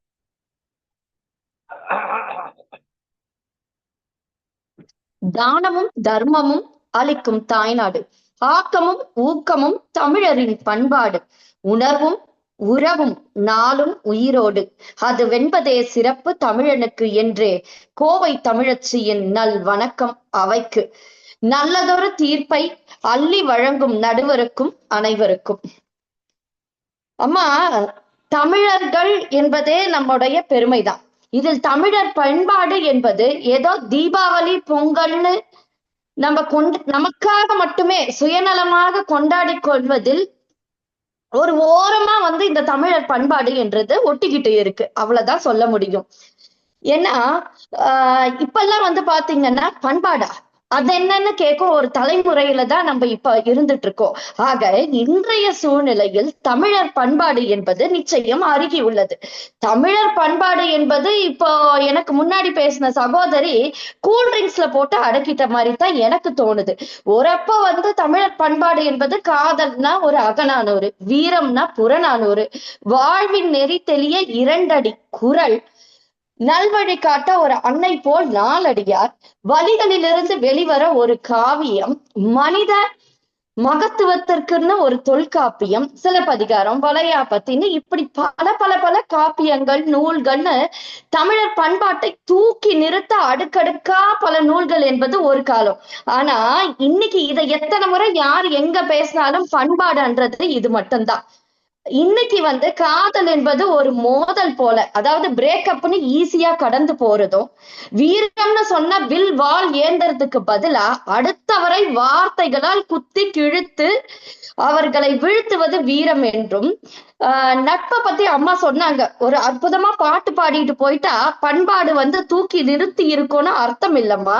இன்றைக்கு நட்பு என்பது முகத்திற்கு முன் சிரிப்புனோ பின்னாடி வெறுப்புன்ற நிலையிலும் தான் வந்து நட்புன்றது இருக்கு. இதுல ஒரு பெருமை வேற, எனக்கு இத்தனை ஃபாலோவர்ஸ் இருக்காங்க அப்படின்னு. நட்பு என்பது இன்றைக்கு வெறும் எண்ணிக்கையில் மட்டுமே இருக்கிறது. அதுவும் வெறும் நிழல் உலகத்தில் மட்டுமே வலம் வருவதாக மட்டுமே என் கண்களுக்கு தெரிகிறது. இன்னும் சொல்ல போனா ஒற்றுமை என்பது இன்னைக்கு வெறும் வேற்றுமை அப்படின்ற ஒரு முக பாவனையில தான் நம்மளால பார்க்க முடியும். இப்படி எதுல பார்த்தாலும் வந்து முரண்பாடுகள் நிறைந்த ஒரு உலகமா மாறிக்கிட்டே இருக்கே தவிர இதையெல்லாம் பத்தி நான் என்ன சொல்ல. ஐயா, இன்றைக்கு பண்பாடு என்பது தமிழர்கள் வரலாறுகள் மற்றும் புத்தகங்களில் மட்டுமே பண்பாடுகளை நம்ம அடக்கி வைத்துக் கொண்டு இருக்கிறோம். மக்கள் மனங்களில் செயல்பாடுகளில் பண்பாடு என்பது வெறும் கேள்விக்குறியாத்தான் என்ன பொறுத்த வரைக்கும் இருக்கு. ஏதோ கொஞ்ச நஞ்சம் இருக்கிற இந்த பண்பாட்டையும் கூட ஒரு மிகப்பெரிய சக்தி வந்து மக்கள் மனங்களை சுத்தியலை கொண்டு உடைத்து கொண்டு தான் இருக்கிறது. இன்றைய சூழலில் பண்பாடு என்பது பெருகி வருகிறதுன்னு ரொம்ப பெருமையா பேசிட்டு போயிருக்கீங்களே, முதல்ல தலைப்பை புரிஞ்சுக்கிட்டு பேசுறீங்களான்னு எனக்கு தெரியல அம்மா. உங்க பேச்சுல பண்பாடு பெருகி உள்ளதையும் என்னால பார்க்க முடியல. இந்த பண்பாட்டை வந்து எப்படி நீங்க தூக்கி நிறுத்துறீங்கன்றதும் எனக்கு புரியல. இந்த பண்பாட்டை எல்லாம் அதாவது வந்து கெடுக்கிறதுக்குன்னே எல்லாரும் கையில வந்து இப்போ ஒரு பெரிய செங்கலை தூக்கிட்டு நம்ம எல்லாம் சுத்துறமே, அதுதான் முக்கிய காரணமே நம்ம பண்பாட்டை நம்ம தொலைக்கிறதுக்கு. அதாவது இந்த செல்போன் அப்படின்ற ஒரு விஷயம் நம்ம பண்பாட்டை எல்லாம் மறக்கடிச்சிட்டு இருக்கு. அதாவது கண்டுபிடிச்ச ஒரு டெக்னாலஜிய எப்படி வந்து ஒரு ஆரோக்கியமா பயன்படுத்தணும் அப்படின்றது இல்லாம பண்பாட்டுக்கு எதெல்லாம் நேர்மாறான கருத்துக்களோ அப்படி பல வீடியோக்களும் ரீல்ஸும் வந்து ட்ரோல் ஆகி இன்னைக்கு வந்து பண்பாடு என்றதையே நம்ம சிதைத்து கொண்டு இருக்கிறோம். அதனால நம்ம சாப்பிட மறந்து தூங்க மறந்து நம்மளை சுத்தி என்ன நடக்குது அப்படின்ற ஒரு புரிதலே இல்லாம பண்பாடில்லா பல விஷயங்களை இதான் இப்ப இப்படித்தான் வாழணும் அப்படின்ற மாதிரி நம்மளா ஒரு வாழ்க்கையை அமைச்சுக்கிட்டு அந்த பண்பாட்டை கையிலிருந்தே நம்ம தவற விட்டுட்டு இருக்கோம் அப்படின்னு தான் நம்ம சொல்லணும். நம்ம உயர்ந்த பண்பாடுகளை அப்படின்னு நம்ம நினைக்கிறது என்ன, அடுத்தவருக்கு நம்ம கொடுக்கிற மரியாதை, தாய் தந்தை மீதான ஒரு கௌரவம், உணவு உடை, இதெல்லாம் தான் வந்து நம்மளுடைய சம்பிரதாயம். யாருக்கிட்டையும் வந்து கொஞ்சம் கூட முகம் சுளிக்காம பேசுறது, இதையெல்லாம் நம்ம மறந்து நம்ம பண்பாடு என்பதே தடம் தெரியாமல் மறந்து போய் கொண்டு இருக்கிறது. இதுல நம்ம பண்பாடை மறக்கிறதுக்கு காரணமே வலையொலிகள் அப்படின்னு நம்ம வந்து வலையொலிய வந்து ஒரு முக்கிய பிரதானப்படுத்திட்டு இருக்கோம். முதல்ல பண்பாடு என்பது ஒரு வீட்டுல பெரியவங்கள வந்து பின்பற்றினாதான் நமக்கு பின்னாடி வரும் தலைமுறைகள் இந்த பண்பாட்டை நமக்கு பின்பற்றும். ஒரு விஷயத்தை நம்ம வந்து வலிமையாக வந்து எடுத்து சொல்லணும், அதை நம்ம பின்பற்றணும்னு நம்ம முதல்ல நினைச்சோம்னா முதல்ல அந்த விஷயத்த நாம பின்பற்ற வேண்டும். அப்போ நம்ம யாருக்கும் தனியா வந்து ஒரு ஸ்பெஷல் கிளாஸ் போட்டு இந்த பண்பாட்டை ஃபாலோ பண்ணுங்கன்னு நம்ம வந்து சொல்லி தர வேண்டிய அவசியமே இல்லை. நம்ம வந்து பண்பாட்டை பின்பற்றும் பட்சத்துல நம்ம குழந்தைகள் தானாகவே அந்த பண்பாட்டை பின்பற்றும் அப்படின்றது என்னோட கருத்து. அதாவது இன்றைக்கு வந்து பண்பாடு என்பது வெறும் புத்தகங்கள்ல மட்டுமே நம்ம அடுக்கி வைக்காம வார்த்தைகள்ல பண்பாடுன்னு பேசிட்டு போகாம அதை வந்து செயல்படுத்த தொடங்கினாலே அடுத்து வருகின்ற தலைமுறை பண்பாட்டின் முகவரியாகவும் மாறும் அப்படின்ற நம்பிக்கை இருக்கு. ஆக இன்றைய சூழலில் தமிழர் பண்பாடு என்பது அருகி உள்ளது, அதன் அழகு மறைந்துள்ளது என்பதே என்னுடைய வாதம். ஆன்மீகம் கலந்த தேசபக்தி நல்வழி காட்டும். பண்பாடு கலாச்சாரம் என்னும் ஞான ஒளி வெளிச்சம் கூட்டும். எந்நாளும் மங்கள நாளாக வளம் பெருகட்டும். வாழ்வு சிறக்கட்டும். இனிய பொங்கலில் வாழ்வில் இனிமை பொங்கட்டும். இனியாவது அருகியுள்ள பண்பாடு பெருகட்டுமே. ஆக எங்கள் பண்பாடு அருகியுள்ளதை ஒத்துக்கொள்ளுங்களேன். இதுவே என் வாதம். நன்றி. சிறப்பம்மா, சிறப்பு. எதிரி நீங்க மிக அருமையான வாதங்களை எடுத்து வைத்தீர்கள். ஒரே ஒரு திரைப்படத்துல ஒரே ஒரு பாட்டு வந்துச்சா நட்பு போற்றப்பட்டு விடுமா, மற்ற பாடல்லாம் என்ன என்ற கேள்வி கேட்டிருக்காரு. உண்மைதான், நிறைய பாடல்கள் பெண்களை கேலி செய்வது இருக்கிறது.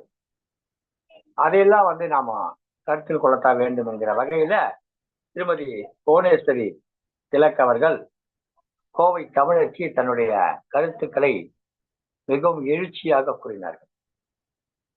இவர் உண்மையிலே கோவை தமிழச்சி என்பதை விட கோவை தமிழ் எழுச்சி என்று சொல்லிக் கொள்ளலாம். கோவை தமிழ் எழுச்சி சிறப்பாக பேசினார் புவனேஸ்வரி அவர்கள். நிரம்ப கருத்துக்களை முன்வைத்தார்கள். இதற்கெல்லாம் பதில் சொல்ல வேண்டிய கட்டாயத்தில அல்லது அவர்கள் சார்ந்த கருத்துக்களை கூறி இதற்கெல்லாம் மறுப்பு சொல்ல வேண்டிய கட்டாயத்திற்கு பெருகியுள்ளது என்கிற அணி சென்றிருக்கிறது.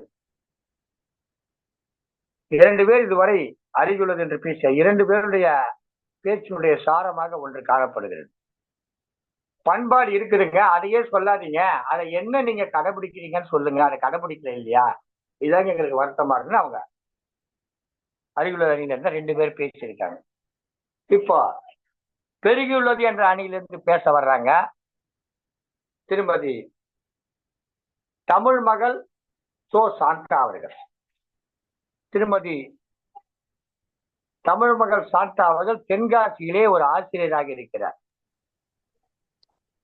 எல்லா தமிழாசிரியராக இருக்கிற போது இவர் மட்டும் இந்திய ஆசிரியராக இருக்கிறார். இவர் இந்திய ஆசிரியர்.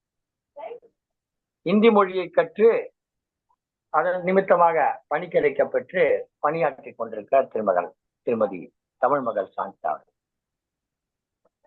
அம்மையாருக்கு இருக்கக்கூடிய தமிழார்வத்தை பார்த்தால் வியக்க வைக்கும். தன் பெயருக்கு முன்னால் தமிழ் மகள் என்று சேர்த்துக் கொள்ளக்கூடிய அளவுக்கு தமிழ் மொழியின் மீது பற்று கொண்டவர். எனவே பெருகியுள்ளது என்ற பேசுவதற்கு பொருத்தமானவர். எனவே தமிழ் மகள் அவர்கள் சோ சாந்தா அவர்கள் சோ சாந்தா அவர்கள் பேச வாருங்கள். அவையோருக்கும் சபையோருக்கும் நடுவருக்கும் மற்றும் அனைவருக்கும் எனது வணக்கத்தை தெரிவித்துக் கொள்கிறேன். இன்றைய சூழலில் தமிழர் பண்பாடு பெருகியுள்ளது என்பது எனது ஆணித்தரமான கருத்து. தமிழர் பண்பாடுன்னா என்னங்க? ஒருத்தன் பிறப்பு முதல் இறப்பு வரை நடக்கும் அனைத்து சடங்குகளும் சம்பிரதாயங்களும் தானுங்க. நீங்க எல்லாம் பிறகும் போது முதல்ல காது குத்து நிகழ்வு நடக்கலையா? அருகி இருக்கிறது, எனக்கு காது குத்து நிகழ்வு வேண்டாம் அப்படின்னு நீங்க சொல்றீங்களா? இல்ல அம்மா அப்பா காலில் விழுந்து ஆசீர்வாதம் வாங்குறீங்க. பிறந்த நாளுக்கு எல்லாம் எல்லார்ட்டையும் ஆசீர்வாதம் பண்ணணும், கோயிலுக்கு போகணும், அர்ச்சனை பண்ணணும், எவ்வளவு நிகழ்வு நீங்க செஞ்சுட்டு இருக்கீங்க. அருகி இருக்கிறதுன்னு சொல்லக்கூடாது, சரியா? இப்ப நம்ம திருவள்ளுவர் அழகா கூறுகிறார். என்னன்னா, வித்தும் இடல் வேண்டும் கொள்ளோ விருந்தோம்பி மிச்சில் மிசைவான் புலம். தனக்கு இருப்பதையெல்லாம் அடுத்தவனுக்கு கொடுக்கும் பண்பு நிறைந்தவனுடைய நிலத்தில் விதை போட வேண்டுமா அப்படின்னு சொல்றாரு. தமிழர் பண்பாடு பெருகி இருக்கிறது என்பதற்கு ஒரு சிறந்த சான்று. நம்ம முக்கியமான திருவிழாக்களான பொங்கல், தீபாவளி எல்லாம் பாத்தீங்கன்னா பயணச்சீட்டே கிடைப்பதில்லை. தொடர் வண்டி, அப்புறம் பேருந்து இதுல எல்லாம் பயணச்சீட்டு கிடைக்கிறது இல்லை. மக்கள் அல்லல் படுகிறார்கள். எதுக்காக? அவங்க அருகிருக்கிறது என்று இருந்த இடத்துல இருக்கலாம்ல. ஏன்? எதுக்குன்னா தன்னுடைய சொந்த பந்தங்களை பார்க்க வேண்டும், தன் உறவுகளை பார்க்க வேண்டும் என்று இங்கிருந்து எவ்வளவு அதிகமா பணம் கேட்டாலும் பரவாயில்லன்னு பயணச்சீட்டு வாங்கிட்டு போறாங்க. இதுக்கு ஒரு சிறந்த உதாரணம் என்னன்னு சொல்லலாம், பங்குனி உத்திர திருவிழா. இந்த பங்குனி உத்திர திருவிழா பாத்தீங்கன்னா எங்க ஊர்ல எங்கெங்கோ இருந்து எல்லாரும் கோயிலுக்கு சாமி கும்பிட வருவாங்க. அன்றைய தினம் எமது மாவட்டத்திற்கு உள்ளூர் விடுமுறையே அறிவிச்சிருவாங்க. அப்புறம் பார்த்தோன்னா திருமணத்திற்கு முன்பு எப்பேற்பட்டவங்களா இருந்தாலும் குலதெய்வ வழிபாடு செய்யறாங்க. இதெல்லாம் அருகிருச்சுன்னு செய்றீங்களா? அந்த காலத்துல இருந்து இந்த காலம் வரைக்கும் நடந்துட்டு தானங்க இருக்கு. தாய் மாமன் மடியில் வைத்து காது குத்துறாங்க, மொட்டை அடிக்கிறது, இந்த நிகழ்வுகள்ல இன்றளவும் நடந்து கொண்டுதானே இருக்கிறது. எதிரணியில் உள்ளவர்கள் இதை மறுக்க முடியுமா? இப்ப கோவில் திருவிழாக்கள்ல பெண்கள் பாத்தீங்கன்னா அழகா ஒண்ணு போல புடவை உடுத்தி பண்பாடு மாறாமல் என்ன பண்றாங்க, பொங்கல் இட்டு பொங்கல் பொங்கி வரும்போது குலவை ஒளி சத்தம் எழுப்புவார்கள். இந்த குலவை ஒளி சத்தம் என்பது ஒரு சுபமான ஒரு நிகழ்வு. இது வந்து ஆதி காலத்துல இருந்து இன்னைக்கு வரைக்கும் நடந்துட்டு தானே இருக்கு. இதை மறுக்க முடியுமா? அப்புறம் நான் அன்னைக்கு ஒரு கல்லூரிக்கு போனேங்க. அந்த கல்லூரிக்கு போக ஒரு வாய்ப்பு கிடைச்சது. கல்லூரி வளாகத்தை சுற்றிலும் பாத்தீங்கன்னா வண்ணமிகு கோலங்கள். அப்போ எனக்கு ஒரே ஆச்சரியம், என்னையா ரொம்ப ஒரே வண்ணமய கோலங்களா இருக்கு அப்படின்னு சொல்லிட்டு அங்க இருந்தவங்ககிட்ட கேட்டேன், இந்த வண்ணமிகு கோலங்கள்லாம் யார் போட்டது அப்படின்னு கேட்டேன். உடனே அவங்க சொன்னாங்க, நம் கல்லூரி மாணவிகள் தான் அப்படின்னாங்க. நான் ஒன்றை அடித்து கூறுகிறேன், எமது கல்லூரி மாணவிகளுக்கு ஜீன்ஸ் போடவும் தெரியும், வண்ண வண்ண கோலங்கள் போடவும் தெரியும் என்பதை நான் எதிரணியினருக்கு கூற கடமைப்பட்டிருந்தேன். அன்றைக்கு என்ன நிகழ்வு என்றால் ஆண்டாள் கல்யாணம். ஆண்டாள் கல்யாணத்தில் அனைத்து மாணவ மாணவிகளும் ஒவ்வொருவரும் எனக்கு ஆண்டாளாகவே காட்சி தந்தார்கள். எல்லா நிகழ்வுகளும் பாத்தீங்கன்னா இப்ப வந்து நீங்க வந்து இது அருகி போச்சுன்றீங்க. ஆனா கல்லூரிகளும் பள்ளிகளும் இந்த பண்பாட்டை வந்து வளர்த்து கொண்டுதான் இருக்கிறது. அங்கொன்றும் இங்கொன்றும் நடக்கும் நிகழ்வுகளை வைத்து அருகி இருக்கிறது என்று நாம் கூற முடியாது. இப்ப பாத்தீங்கன்னா நம் பாரம்பரிய அடுத்த உணவுக்கு வருவோம். நம் பாரம்பரிய உணவான இட்லியும் சாம்பாரும் எல்லா நாடுகளாலும் ஏற்றுக்கொள்ளப்பட்டது. அப்ப பாத்தீங்கன்னா பழைய சோறை வந்து நம் முன்னோர்கள் சாப்பிட்டாங்க. ஆனா தற்போது பழைய சோறு தான் உடல் நலத்திற்கு சிறந்தது என்று எல்லாரும் சாப்பிடுறாங்க. ஏங்க பண்பாடு இங்க பெருகினால் என்னங்க, பிரான்ஸ்ல பெருகினால் என்ன? அனைவரும் பெருகி இருக்கிறது என்று ஏற்றுக்கொண்டாலும் எதிரணியில் உள்ள மூவரும் ஏற்றுக்கொள்ள மறுக்கிறார்கள்.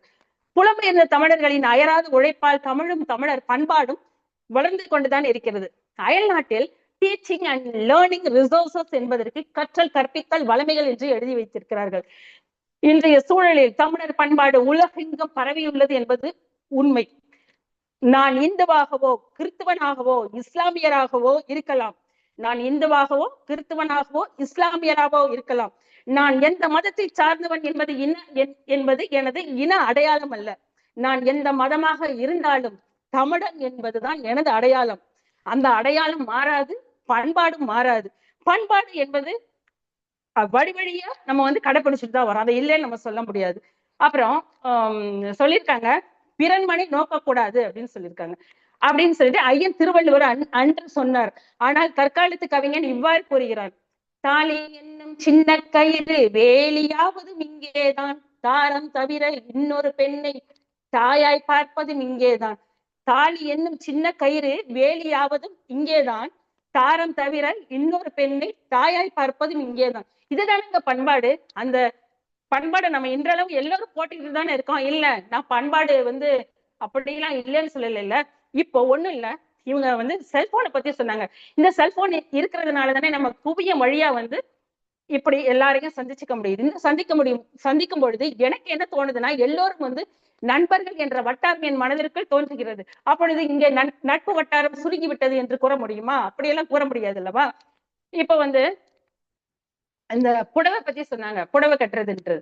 இந்த புடவை கட்டும் போது பாத்தீங்கன்னா புடவை கட்டுறதுக்கு வந்து கொஞ்சம் கூடுதலான நேரம் எடுக்கும்ன்றதுனால பெண்கள் வந்து அதை கொஞ்சம் தவிர்க்கிறான்றது உண்மைதான்.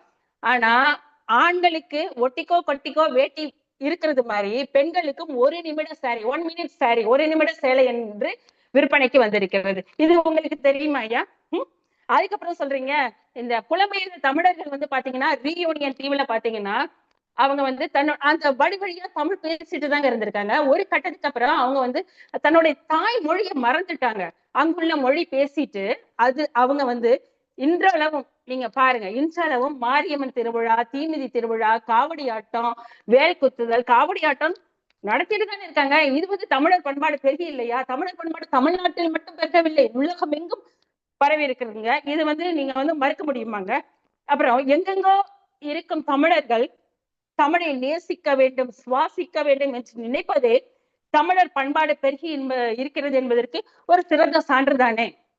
பொய்யகல நாளும் புகழ் வெளித்தல் என் வியப்பாம், வையகம் போர்த்த வயங்கு ஒளி நீர், கையகலக கல் தோன்றி மண் தோன்ற காலத்தே வாளோடு முன் தோன்றி மூத்த குடி என்று பெருமை பேசுகிறது புறக்குறள் வெண்பா. தமிழா, எத்தனை காலங்கள் கடந்தாலும் உலகெங்கும் பறந்து விரிந்து நிற்கின்ற நம் பண்பாடு கலாச்சாரம் என்றும் பெருகிக் கொண்டேதான் இருக்கும். எனவே இன்றைய சூழலில் தமிழர் பண்பாடு பெருகி உள்ளது என்று கூறி நடுவர் அவர்களே நல்லதோர் தீர்ப்பை வழங்குமாறு கூறி விடைபெறுகிறேன். நன்றி. சிறப்பம்மா, சிறப்பு. அருமையாக பேசினீர்கள். முதல்ல ஒரு அம்மா வந்தாங்க, அவங்க அணில பெருகுள்ளதுன்னு சொல்லிட்டு போனாங்க. பொதுவா பெருகுள்ளது பெருகுள்ளது பெருகுள்ளது என்று கூறி என் வாழ்க்கை முடிக்கிற 3 முறை சொல்லுவாங்க. அவங்க 1 முறை சொன்னாங்க, 2 முறை சொன்னாங்க. ஒருவேளை 3வது வரவங்க 3 முறை சொல்லி முடிப்பாங்களா என்னன்னு தெரியல. அதை கூட பகிர்ந்து வைத்துக் கொண்டிருக்காங்க போல இருக்கு. சிறப்பாக பேசினீர்கள். உங்களுடைய உரையில இந்த கல்லூரியை பத்தி சொன்னீங்க, கோலம் போடுறதை பத்தி. அழகான விஷயமா. அதாவது ஜீன்ஸ் போட்டாலும் ஜீன்ஸ் போடவும் தெரியும், கோலம் போடவும் தெரியும்னு. எல்லாம் ஆண்டாள் மாதிரி இருந்தாங்கன்னு சொன்னீங்க. அங்க ஜீன்ஸ் போடுறது. இப்ப எனக்கு ஒரு சின்ன கற்பனை, ஜீன்ஸ் போட்ட ஒரு ஆண்டாள் நீங்க பாத்துக்கலோன்னு. இல்லையா? இல்லை. நிறைவா ஒரு கருத்து சொன்னீங்க. ஒட்டிக்கோ கட்டிக்கோ வேட்டி மாதிரி ஒரு நிமிட சேலை வந்து விட்டது, உங்களுக்கு தெரியுமான்னு எங்களை பார்த்து கேட்டீங்க. எங்களுக்கு தெரியாமா, எங்களுக்கு தெரியும். பெண்களாகி உங்களுக்கு தெரியாத வரையும் சந்தோஷம், மகிழ்ச்சி. அதுதான் எங்களுக்கு தெரியும், அது இருக்குது வந்துக்குதுங்க. பெண்களாகிய உங்களுக்கு தெரியாத வரை மகிழ்ச்சி. எங்கள் சேலையைத்தான் கட்டிக்கொள்ள வேண்டும், சேலையை உங்களுக்கு கட்ட தெரியும், கட்டிக்கொள்ளுங்கள் என்று இந்த நேரத்தில் சொல்லி மிகச் சிறப்பான கருத்துக்களை முன்வைத்தார்கள். நிறைய செய்திகளை அடுக்கினார்கள். எந்த மதமாக இருந்தாலும் தமிழம் என்பதுதான் என்னுடைய அடிநாதம் என்று கூறினார்கள். சிறப்பு. தாலி என்னும் சின்ன கயிறு வேலியாவதும் இங்கேதான். இங்க நாம தமிழ்நாடு, தமிழர் பண்பாடு அது குறித்து பேசிக் கொண்டிருக்கிறோம். எனவே இது ஒருவர் திருமண முறிவு பெற்று வேறொரு பெண்ணை திருமணம் செய்து கொள்வது என்பது, வேறொரு ஆணை திருமணம் செய்வது பல அயல் நாடுகளில் அது வழக்கமாக இருக்கலாம். ஆனால் தமிழ்நாட்டுடைய மரபு என்பது ஒருவனுக்கு ஒருத்தி ஒருத்தனுக்கு ஒருத்தி என்கிற அந்த பண்பு நிலை அது வழுவாமல் இருக்க இன்றைக்கும் தாலி என்னும் சின்ன கயிறு, அது சின்ன கயிறு, ரொம்ப வலிமையானதெல்லாம் கிடையாது. அது போட்டு கையை கட்டி வச்சு இல்ல, ஒரு சின்ன கயிறு. ஆனா அதுவே எங்களுக்கு வேலியாக இருந்து எங்களுடைய இல்லறத்திலே ஒரு நல்லறத்தை பேண வழிவகுக்கிறது என்று மிக அருமையாக பேசினார்கள் திருமதி சாந்தா அவர்கள். அம்மையாரை தொடர்ந்து பேச வருகிறார். அருகியுள்ளது என்ற அணியிலிருந்து பேச வருகிறார் திருமதி புவனா அவர்கள். புதுவை புவனா அவர்கள் புதுச்சேரி மாநிலத்தைச் சேர்ந்தவர்கள். பொம்மையார் பாளையம் என்ற ஊரிலே வசிப்பவர்கள். மிகச்சிறந்த கவிஞர். இதய தேடல்கள் என்ற கவிதை நூலை எழுதி, மிக அற்புதமான கவிதை நூலை எழுதி கொடுத்திருக்கிறார். நிறைய சிறுகதைகள் எழுதியிருக்கிறார். இவருடைய ஒரு கதை ஒரு திரைப்படமாக உருவெடுத்துக் கொண்டிருக்கிறது. அந்த அளவுக்கு சிறப்பான ஒரு தமிழ் பணி ஆற்றிக் கொண்டிருப்பவர்கள், வல்லமை பெற்றவர்கள். வாருங்கள் திருமதி புதுவை புவனா அவர்களே. ரொம்ப இயல்பான மொழி நடை உங்களது. இவங்களுடைய மொழி நடை மிகவும் இயல்பானது. புதுச்சேரி தமிழே கொஞ்சம் மாறுபாடாக இருக்கும். அந்த தமிழை பேச வருகிறார். வாருங்கள் திருமதி புதுவை புவனா அவர்களே.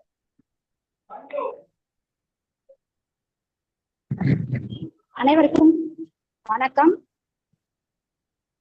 உலகெங்கும் வாழும் தமிழ் மக்களுக்கு என் அன்பார்ந்த வணக்கத்தை தெரிவித்துக் கொள்கிறேன். இப்போதைய அதாவது இப்ப தமிழர் பண்பாடு பெருகி உள்ளதா அருகி உள்ளதா என்றதுல கண்டிப்பா அருகி உள்ளதுதான் அப்படின்றதுதான் நான் பேச வந்திருக்கிறேன். நம்மளோட பாரம்பரியமே அழிஞ்சு போச்சு. இப்ப நீங்க நல்லா புரியாதவங்க தான் இன்னும் பெருகி உள்ளதுன்னு சொல்லி பேசுவாங்க. நல்லா உணர்ந்தவங்க புரிஞ்சவங்க சொல்ல மாட்டாங்க, யாருமே சொல்ல மாட்டாங்க. ஏன்னா தமிழர் பண்பாடு இப்ப விவசாயம் தான் முக்கியத்துவமானது. விவசாயத்துக்கு முக்கியத்துவம் கொடுக்குறோமா நம்ம? கண்டிப்பா கிடையவே கிடையாது. உணவு, உடை எல்லாமே மாறி போச்சு. மேலை நாட்டு நாகரிகம் சொல்லி உடைய ஃபுல்லுமே நம்ம எல்லாத்தையுமே நம்ம அழிச்சிட்டோம். புடவை சொல்றாங்க, அம்மா சொல்றாங்க புடவை இப்ப அணியாம இல்லை, அதுக்காக தான் ஸ்டிச்சிங் புடவை வருது. அதாவது வேஷ்டி சட்டை அணியாம இல்லை, அதுக்காக தான் வேட்டி அதாவது ஒட்டிக்கோ கட்டிக்கோ வருதுன்னு சொல்றாங்க. அம்மா அந்த கலையே மறந்துட்டாங்களேம்மா. அதுக்கு ஒரு ஆளை வச்சு, அதுக்கு ஒரு தைய கடை வச்சு, அதுக்குன்னு மெஷின் வச்சு அது செஞ்சு கொடுத்தாதானே நம்ம கட்டிக்க முடியும். அந்த கலை இயல்பானது. ஒரு புடவை கட்டுறதுக்கு பெண்களுக்கான இயல்பான ஒரு கலை. நம்ம அது ஸ்டிச்சிங் போட்ட புடவை கட்டி என்னமா புரியும்? எல்லாத்தையும் மறந்து தானே வரோம் நம்ம. அதை கொஞ்சம் புரிஞ்சுக்கிங்க, அதை கொஞ்சம் யோசிங்க. அது மாதிரி பாத்தீங்கன்னாக்கா அந்த காலத்து மக்கள் வந்து அறத்தையும் பண்பாட்டையும் முக்கியத்துவமா கொண்டாங்க. அப்பெல்லாம் வந்து அதாவது அந்த தவற மாட்டாங்க, அவங்களோட நெறி தவறாது. சாதாரணமா நிறைய விஷயங்கள் கேள்விப்பட்டிருப்பாங்க. இப்ப கண்ணகி அம்மா வந்து தன்னோட கோவலன் அழிஞ்ச இறந்துட்டாருன்ன உடனே அந்த அவர்கிட்ட பாண்டிய மன்னன் கிட்ட போனாங்க. நெடுஞ்செழியன் கிட்ட போய் வாதாடினாங்க. தன்னோட பரம்பரை எடுத்து சொல்லிதான் அவங்க போராடினாங்க. அவங்களோட பண்பாடை சொன்ன உடனே அவருக்கு வந்து பாண்டிய மன்னர் வந்து ரொம்ப மலைச்சு திகச்சு போயிட்டாரு. அப்ப அவங்களோட நியாயத்தை, அவங்களோட அந்த சிலம்பை தூக்கி எரிஞ்சு இதுல இருக்கிற மாணிக்க பரல்கள் சொல்லி அவங்க எடுத்து சொல்லக்குள்ள அவரு வந்து அதிர்வாயிட்டாரு. அதிர்வாயி இறந்து அவங்க வந்து இதனாலே வந்து அவரு நெறி தவறாதன்றதுல இறந்துட்டாருமா. அந்த மாதிரி ஒரு சுச்சுவேஷன்ல அந்த காலத்துல அவ்வளவு நெறி தவறாம இருந்தாங்கன்னு தான் சொல்ல முடியும். அது மாதிரி பாத்தீங்கன்னா நிலாசோறுன்னு சொல்லிட்டு அப்ப சாப்பிட்டுருக்கோம் நம்ம. அப்ப வந்து கடற்கரை ஓரம், ஆத்தோரம் எல்லாத்துலயும் வந்து எல்லாரும் மக்கள் எல்லாம் ஒன்னா சேர்ந்து இணைஞ்சி சாப்பாடு எடுத்துன்னு வந்து அந்த கடலோரத்துல ஆத்தோரத்துல சாப்பிட்ட காலம் எல்லாம் போயிடுச்சு. அது மாதிரி முற்றத்துல உட்காந்து குடும்பமே உட்காந்து சாப்பிட்ட காலம் எல்லாமே போயிடுச்சு. அப்படி இருக்கக்குள்ள நம்ம எங்க நம்ம தமிழர் பண்பாடை நம்ம பாதுகாக்க முடியும்? இப்ப வந்து யாரு வந்து நியாயத்தை பாக்குறாங்க? ஒரு பஸ்ல போனா ஒரு முதியவர் நிக்கிறாருனாக்கா அவருக்கு இடம் கொடுக்குறாங்களா? அந்த அளவுக்கு மனப்பக்குவம் இருக்குதா? இப்ப அவங்கவுங்க இடத்த பிடிச்சிட்டு போறாங்க. அந்த மாதிரி ஒரு வயதானவங்கன்னு சொல்லிட்டு ஒரு அந்த கண்ணோட்டத்தையே பாக்குற அளவுக்கு கூட அவங்களுக்கு, யோசிக்கிற அளவுக்கு கூட அவங்களுக்கு அந்த மனசளவுல வந்து அந்த பண்பாடு இல்லமா, இல்லவே இல்லை. கண்டிப்பா சொல்றேன், இல்லவே இல்லை. ஒரு பெண் நம்ம ஊர்ல எவ்வளவு பாதிக்கப்படுறாங்க.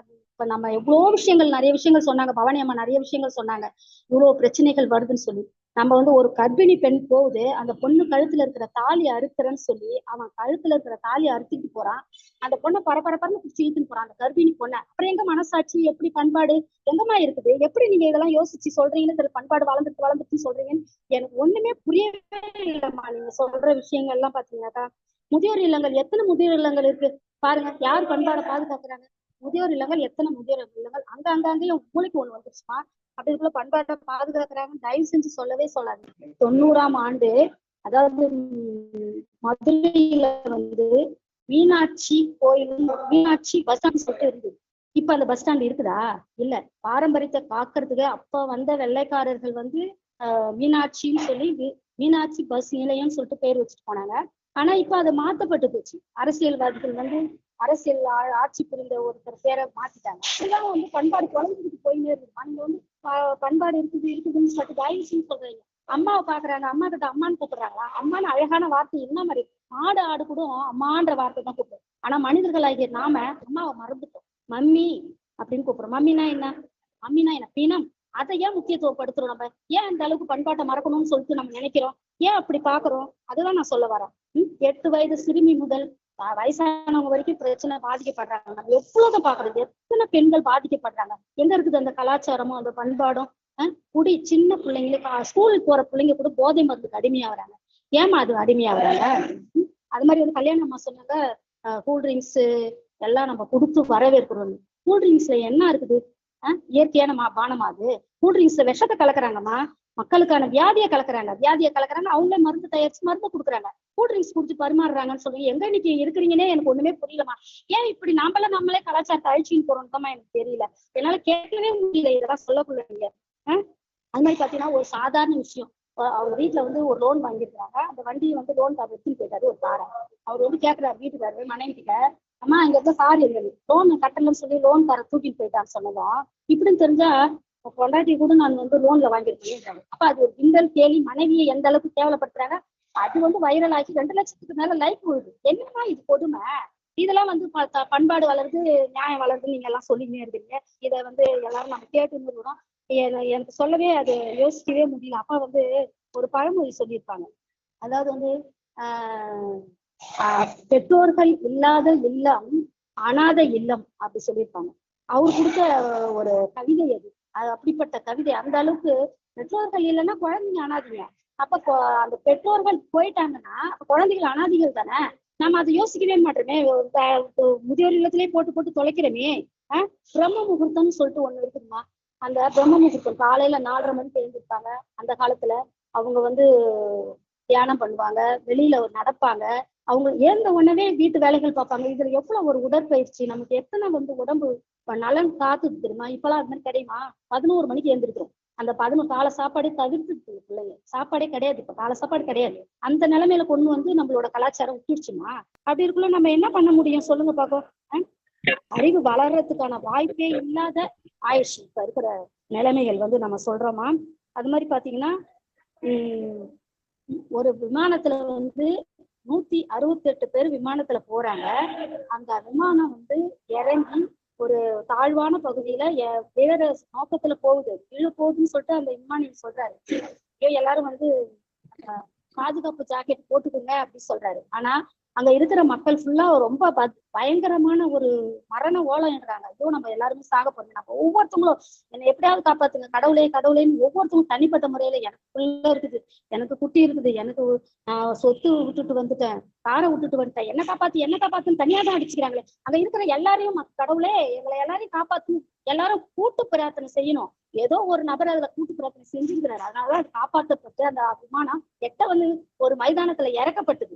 அப்ப விமானிகள்லாம் வந்து அந்த எப்படிப்பட்ட ஒரு சூழல் சொல்லுங்க பார்க்க. மக்களுக்கு வந்து அந்த பிரார்த்தனை பண்றதுக்கு கூட தனிப்பட்ட முறையில தான் பண்றாங்க. இப்படி இருக்குதுமா நம்ம சூழ்நிலை. நம்ம வந்து இதை காக்குறதுக்கு நம்ம உலக அமைதி திரும்ப வரணும்னு சொல்லிட்டு இந்த PSS தமிழர்கள் அப்படின்றது யோகா வச்சு நடத்துறாங்க அப்படின்னு சொல்லிட்டு அப்பா சொன்னாங்க. நாமளும் செய்கிறோம். வந்து நான் வந்து உண்மையிலே சொல்றேன், அருகி உள்ளதுன்னு சொல்லி என்னோட வாதத்தை முடிச்சுக்கிறேன். நன்றி நன்றி. அப்பா நியாயத்தை சொல்லுவாங்க. ஏன்னா இப்ப இருக்கிற சூழல் வந்து நியாயத்துக்கு தான் கட்டுப்பட்டு பேசுறவங்க அப்பா. அதனால நியாயமான தீர்ப்பை வழங்குவார்கள் என கூறி என்னுடைய உரையை முடித்துக் கொள்கிறேன். நன்றி நன்றி நன்றி. சிறப்பம்மா, சிறப்பு சிறப்பு சிறப்பு. அருமையாக வந்து பேசினாங்க, நிறைய கருத்துக்களை சொன்னாங்க. மனைவியை கேவலப்படுத்தி ஒரு காணொலி வந்தா, ஒரு ஷாட் வந்தா, அதுக்கு இவ்வளவு லைக் போடுவீங்களா? உங்களுக்கு பண்பாடு இருக்கிறதா? பண்பாடு உங்களிடமிருந்து அருகிவிட்டது என்று தனது வாதத்தை வைத்தார்கள்.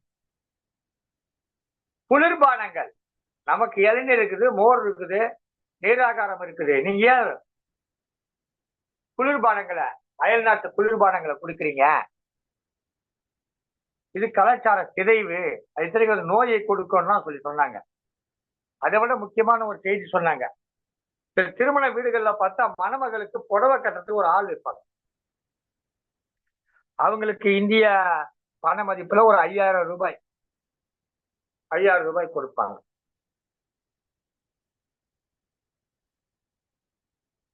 கிட்டத்தட்ட ஒரு 600-700 யூரோ அளவுக்கு வரும். அவ்வளவு தொகைய கொடுத்து புடவைய கட்டி விடுறதுக்கு, புடவை இவங்களுக்கு வாங்கிட்டாங்க, அதை கட்டி விடுறதுக்கு ஒரு ஆள். பெண்ணுக்கு புடவை கட்டி தெரிய வேண்டாமா? கலாச்சாரம் இருக்குதுன்னு சொல்றீங்களே, பண்பாடு இருக்குன்னு சொல்றீங்களே, எங்க போச்சு அப்படின்னு உணர்ச்சி வசப்பட்டு நிறைய கேள்விகளை கேட்டார்கள். தொடக்க கேள்வியாக சுழன்றும் ஏற்பின்னது உலகம், அதனால் உழன்றும் உழவே தலை என்று சொன்னானே வள்ளுவன். அந்த விவசாயத்தை என்ன பண்ணீங்க? தொலைச்சிட்டீங்களே. ஒரு தொழில் அந்த சிறப்பா இருந்தா தானே உங்க பண்பாடெல்லாம் செழிக்கணும். நிறைய கருத்துக்களை அள்ளி வழங்கிவிட்டு சென்றிருக்கிறார்கள். அருகியுள்ளது என்ற அணியிலிருந்து பேசிக்கொண்ட புதுச்சேரியை சேர்ந்த திருமதி பவனா அவர்கள். இவரை அடுத்து பெருகியுள்ளது என்ற அணியிலே பேச வருகிறார் திருப்பூரை சேர்ந்த கவிஞர், எழுத்தாளர், சிறுகதையாசிரியர், நூலாசிரியர் என்று பன்முகத்தன்மை கொண்டவர் திருமதி சத்தியவதி குமார் அவர்கள். ஆசிரியராக, தமிழாசிரியராக பணியாற்றிக் கொண்டிருக்கிறார். இந்தியாவிலே சாரணர் இயக்கம் என்ற ஒரு இயக்கம் இருக்கு. அந்த இயக்கத்திலே தன்னை முழுமையாக ஈடுபடுத்திக் கொண்டு மாணவர்களை எல்லாம் நெறிப்படுத்திக் கொண்டிருக்கிறார். இத்தகைய சிறப்பான செயல்பாடுகள் செய்து கொண்டிருக்கக்கூடியவர் திருமதி சத்தியவதி குமார் அவர்கள். வாருங்கள் திருமதி சத்தியவதி குமார் அவர்களே, திருப்பூரின் செல்வமே வருக.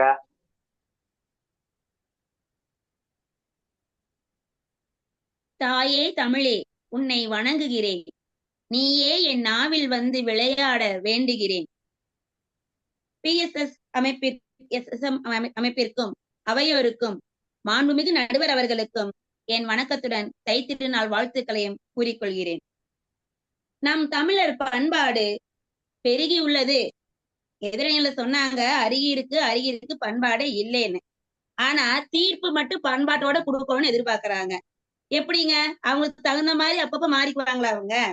எனக்கு புரியலைங்க. நம்ம தமிழர் பண்பாடுங்கிறது நம்ம தமிழ் மொழியோட ஒத்ததுங்க. எப்படி தமிழ் இயற்கை பேரிடர்கள், படையெடுப்பு, அழிப்புகளை போன்ற இடையூறுகளை தாண்டி இன்றைய காலத்திற்கு ஏற்ப இணையத்திற்கும் ஈடு கொடுத்து செம்மொழியாக திகழ்கிறதோ, அது போலவே நமது பண்பாடும் அந்நிய மோகங்களை தாண்டி வளர்ந்து கொண்டுதான் இருக்கிறது என்பது எனது ஆணித்தரமான வாதம். வள்ளுவர் வாய்மொழியிலிருந்து தொடங்குகிறேன். பண்புடையார் பற்றுண்டு உலகம், அது இன்றேல் மண்புக்கு மாய்வது மண். பண்புடையவர்கள் இருப்பதால் தான் இவ்வுலகம் இயங்கிக் கொண்டிருக்கிறது என்று 2000 ஆண்டுகளுக்கு முன் திருவள்ளுவர் பெருந்தகை சொல்லியதைத்தான் நான் இன்றும் நினைவூட்டுகிறேன் நம் அவைக்கு. பண்புடையவர்கள் இருக்கிறார்கள், அதனால் நம் பண்பாடும் வளர்ந்து கொண்டுதான் இருக்கிறது.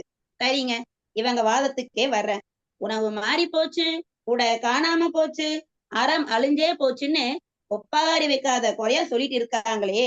இவங்க வீட்டுல தினமும் பிரியாணி, பீஸா, பர்கர் இருந்தா குழந்தைகளுக்கு செஞ்சு கொடுத்துட்டு இருக்கிறாங்களா? அவங்க குழந்தைகளை கேளுங்க, சொல்லுவாங்க. காலை இரவு இட்லி தோசை, திங்கள் வெள்ளி சாம்பார் அப்படின்னு நம்ம பாரம்பரிய உணவைத்தானே செஞ்சு கொடுத்துட்டு இருக்கிறாங்க. இல்லைன்னு சொல்லுங்க. அதாவதுங்க, எப்பவுமே சாப்பிட்டுக்கிறவங்களுக்கு ஒரு நாள் ஆசைக்கு பிரியாணி பீஸான்னு சாப்பிடுறத புடிச்சுக்கிட்டு மாறி போச்சுன்னு உருட்டிட்டு இருக்கிறாங்க நடுவர் அவர்களே. இது நியாயமே இல்லை.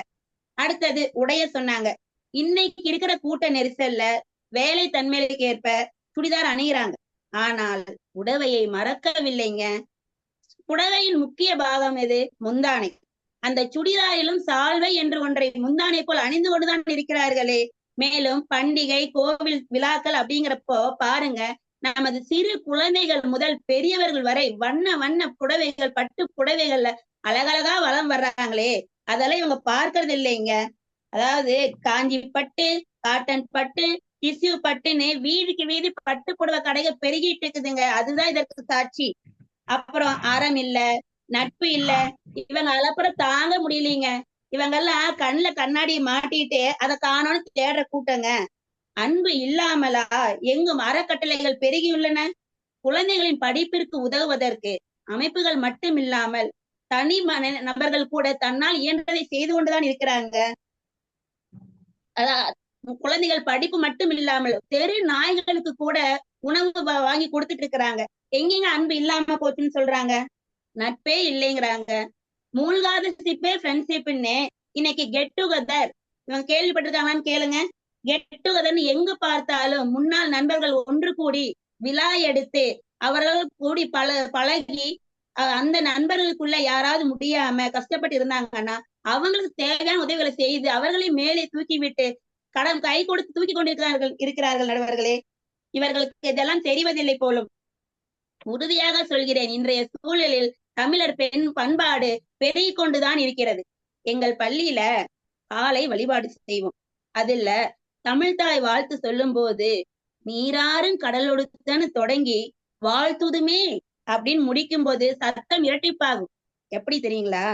சொல்லி பழகும் கேள்வி குழந்தைகளின் மழலை மொழியும் சேர்ந்து ஒலிக்கும். அது செவிகளில் தேனாய் இனிக்கும். இன்றைக்கு ஊன்றப்பட்ட விதை நாளைக்கு மரமாய் வளரும். அந்த மரத்திலிருந்து விழும் விதையும் மரமாவது தொடர்ந்து கொண்டேதான் இருக்கும். விதையை மட்டும் பார்த்துவிட்டு அது வளரவில்லை என்பது வேடிக்கையா இருக்கிறதுங்க. எந்த குழந்தையும் நல்ல குழந்தை தான் மண்ணில் பிறக்கையிலே. எனவே பிறக்கும் போதே யாரும் எதையும் கற்றுக்கொண்டு வருவதில்லை. நமது பெற்றோர்களும் ஆசிரியர்களும் அவர்களுக்கு கற்றுக் கொடுத்து கொண்டிருக்கிறோம்.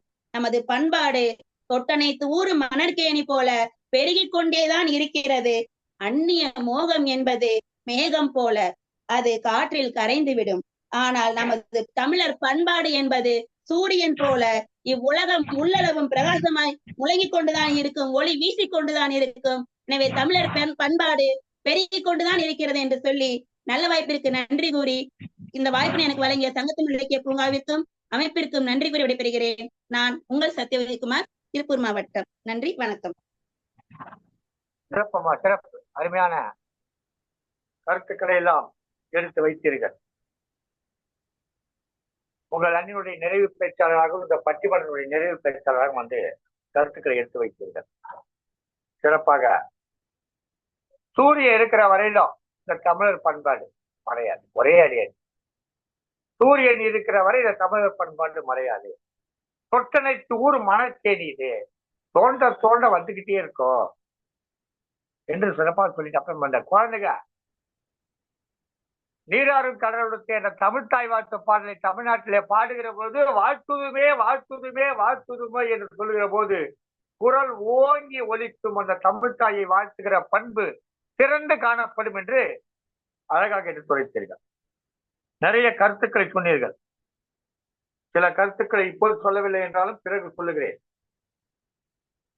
அருமையான உரைகளை கருத்துக்களை உரையாக வழங்கி யசோதி குமார் அவர்களுக்கு நாம் நன்றிகளை தெரிவித்துக் கொள்கிறோம். இப்போது 2 அணிகளின் சார்பிலே அந்த அணிகளுடைய பேச்சாளர் 2 நிமிடம் தான் பேச வேண்டும், 2 நிமிடம் பேச வேண்டும். எனவே பெருகியுள்ளது என்ற அணியின் சார்பிலே அந்த அணியினுடைய தலைவராக இருக்கக்கூடிய திருமதி கல்யாணி முருகேசன் அவர்களை 2 நிமிடம் மட்டும் பேச வருமா அன்புடன் அழைக்கிறேன். நேரமின்மையை கருத்தில் கொள்ள வேண்டும். 2 நிமிடம் மட்டும் பேசி நிறுத்திக் கொள்ளுங்கள். வாருங்கள். அனைவருக்கும் வணக்கம். ஏதோ இவங்க சொன்னாங்க நட்பு ஃபாலோவர்ஸ் எண்ணிக்கையை தான் பார்த்துட்டு இருக்காங்க அப்படின்னு வந்து அம்மா சொல்லி போனாங்க. அம்மா அந்த ஃபாலோவர்ஸ் பாக்குறதுக்கு கூட ஒரு நண்பன் இருந்தா தான் அவரால் அதை பண்ண முடியும். அந்த நண்பன் தான் அவருக்கு வழிகாட்டுவாரு. அதை தெரியாம இருக்கிறீங்க. முதல்ல உங்களுக்கு பண்பாடுனா என்னன்னு தெரியலைங்க. பண்பாடுனா என்ன? பண்படுதல், எண்ணமும் செயலும் இணைந்து ஒருங்கிணைந்து ஒரு திருந்திய நிலை தான் பண்பாடு. இவங்களோட எண்ணமும் செயலும் ஒருங்கிணைக்கல, 2 தனித்தனியா இருக்கு அப்படிங்கறது இவங்க பேசுறதுல இருந்தே தெரிஞ்சிருச்சு. அன்னைக்கு திண்ணையில இவங்கள திண்ணையிலே உட்காந்துட்டு இருக்கணுங்க. திண்ணையை எடுத்து தெருவாக்கினா, தெருவை மேலும் விரிவாக்கினா. அப்புறம் பாத்தீங்கன்னா ஆக்கம் பல செய்தான் அறிவியல் வளர்ச்சி கண்டிருக்கான். இதுல எங்க போய் குறைஞ்சு போச்சு? இவங்க சொல்றது பார்த்தா இவங்க பேசாம திண்ணையிலே உட்காந்துக்கலாம், அதுதான் நல்லது. அதுக்கடுத்து பாத்தீங்கன்னா தீதும் நன்றும் பிறர் தரவாரா அப்படின்னு சொன்னாங்க. அது ஒரு பிரபஞ்ச விதியா இன்னைக்கு பாத்தீங்கன்னா உலகெங்கும் ஒழித்து கொண்டிருக்கிறது. யாதும் ஊரே யாவரும் கேளிர்னோம், உலகம் முழுவதும் நட்பு பாராட்டி எல்லாரும் எல்லா ஊர்லயும் போயிட்டு இருக்கிறோம். இதெல்லாம் உங்களுக்கு தெரியல போல இருக்கு. காதலை பத்தி வேற சொன்னாங்க. ஏன்னா இன்னைக்கு காதல் ரொம்ப கேவலமா இருக்குன்னு சொல்றாங்க. அம்மா காதல்ங்கிறது அன்னைக்கு இருந்த காதல் தான் இன்னைக்கு காதல் தான். அன்னைக்கு கலவியல் இருந்துச்சு. அவங்கவுங்க போய் அங்கங்க பாத்தீங்கன்னா ஒவ்வொரு இடங்கள்ல தோட்டம், அவங்களுக்கு அந்த காலத்துல வந்து பாத்தீங்கன்னா காடு மலையெல்லாம் இருந்தாங்க. இன்றைக்கு வந்து பாத்தீங்கன்னா காதல் என்பது அதே நிலையில தான் இருக்குது. அன்னைக்கு அவங்களுக்கு எந்த மீடியாக்கள் இல்லை, அதனால வெளியில தெரியல. அன்னைக்கு களவுங்கிறது இருந்தது. அன்றைக்கு தலைவன் தலைவி இருந்தாங்க, கூட தோழன் தோழி மட்டும்தான் இருந்தாங்க. இன்னைக்கு அப்படி இல்லை. இன்னைக்கு நிறைய வந்து பார்வைகள் நிறைய இருக்கு. ஆனா காதல்லாம் அழியவில்லை, காதல் அதே நிலையில இருக்கு. நீங்க அமரன் படம் பார்த்துருந்தீங்கன்னா தெரியும். அமரன் படம் பார்த்து கண்ணீர் விட்டவங்களுக்கு எல்லாம் புரியும். அதனால பாத்தீங்கன்னா விவசாயம் அழிஞ்சு போச்சா? அம்மா சொல்றாங்க, அம்மா விவசாயம்லாம் அழியலைங்கம்மா. இன்னைக்கு படிச்ச இளைஞர்கள் வந்து நிலத்துல இறங்கி வேலை செஞ்சுட்டு இருக்காங்க. இன்ஜினியர் படிச்ச மாணவி வந்து நிலத்துல போய் இன்னைக்கு விவசாயம் பண்ணிட்டு இருக்கான். விவசாயம் அழிஞ்சு போச்சுன்னா எப்படி சாப்பிடுவோம்? எல்லாரும் சாப்பிடுறது இல்லையா? இன்னைக்கெல்லாம் சோறு தானே சாப்பிட்டு நம்ம எல்லாம். இப்ப சாப்பாடு எப்படி கிடைக்குங்க? காய்கறி எல்லாம் சாப்பிடுறது இல்லையா? அதனால இது அழியவில்லைங்கம்மா, பெருகித்தான் இருக்கிறது, பெருகித்தான் இருக்கிறது, பெருகித்தான் இருக்கிறது. நன்றி, மகிழ்ச்சி.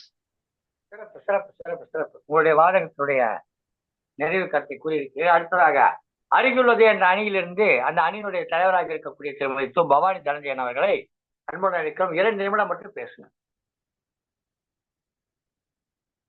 வாருங்கள் திருமதி பவானி தனஞ்சயன் அவர்கள்.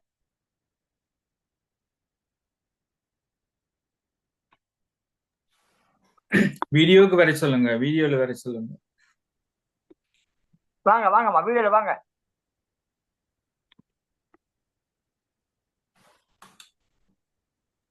பவானி அம்மா காணொலி சார்ந்து பேசுங்கம்மா, காணொலி சார்ந்து பேசுங்க. ஒளிவாங்கி தாங்க, ஒளிவாங்கி தாங்க அம்மா, சொல்லி கொடுத்ததா இருக்கு. பேசுங்க பேசுங்க பேசுங்க பேசுங்க. ஒரு நிமிடம் போயிடுச்சு, 1 நிமிடம் பேசுங்க. அனைவருக்கும் மீண்டும் வணக்கத்தை. பொங்கல் வந்து இந்த நாளைக்கு தருவாங்கன்னு சொன்னாங்க. பொங்கல் வச்ச முதல்ல எதிரணியில இருக்கிறவங்க பொங்கல் வைக்கிறதுக்கு பொங்க பானை வாங்கிருக்கீங்களாமா? அத முதல்ல வாங்கி தானே அதுக்கப்புறம் தானே பொங்கலே வைக்க முடியும். இப்ப எல்லாருமே பொங்கல் எப்படி வைக்கிறீங்க? எல்லாம் ஸ்டவ்ல வச்சு பொங்கல் கொடுக்குறீங்க. யாராவது அந்த பொங்க பானையை, அழகான பொங்க பானையை வாங்கிட்டு வந்து பொங்குறீங்களா? இல்லவே இல்ல. ஐயா பண்பாடு பெருகிட்டு இருக்கிறாங்கன்னு சொல்றாங்களே ஸ்கூல்ல, அப்படின்னா ஏன் ரீல்ஸ் போட்டு வளகாப்புன்னு ஒண்ணு நடத்தி பசங்க இவ்வளவு ஒரு பண்பாடு கேவலமா அந்த ஆசிரியர் 2 ஆசிரியர்களை பணியிடக்க நேற்று செஞ்சாங்களே, இதெல்லாம் அவங்களுக்கு தெரியல போல இருக்கு.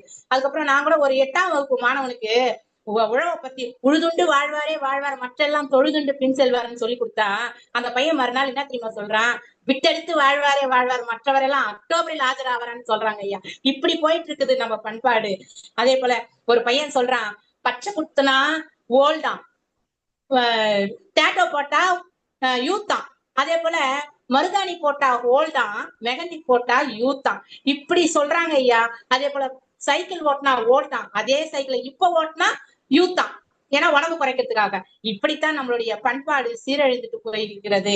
ஆகவே அதாவது சொன்னாங்க, பாசம் வைக்க நேசம் வைக்க நட்புன்னு சொன்னாங்க. மூழ்காத சிப்பே ஃப்ரெண்ட்ஷிப்பா, மூழ்கடிக்கிற சிப்பே ஃப்ரெண்ட்ஷிப் தான் ஐயா. ஆகவே எப்படி பார்த்தாலும் இந்த இன்னும் பண்பாடு அருகிதான் போயிருக்கிறது அப்படின்னு சொல்லி என்னுடைய வாதத்தை நிறைவு செய்கிறேன். வாய்ப்பு தந்தமைக்கு நன்றி கூறி அனைவருக்கும் பொங்கல் வாழ்த்துக்களை கூறிக்கொள்கிறேன். நன்றிகள் ஐயா.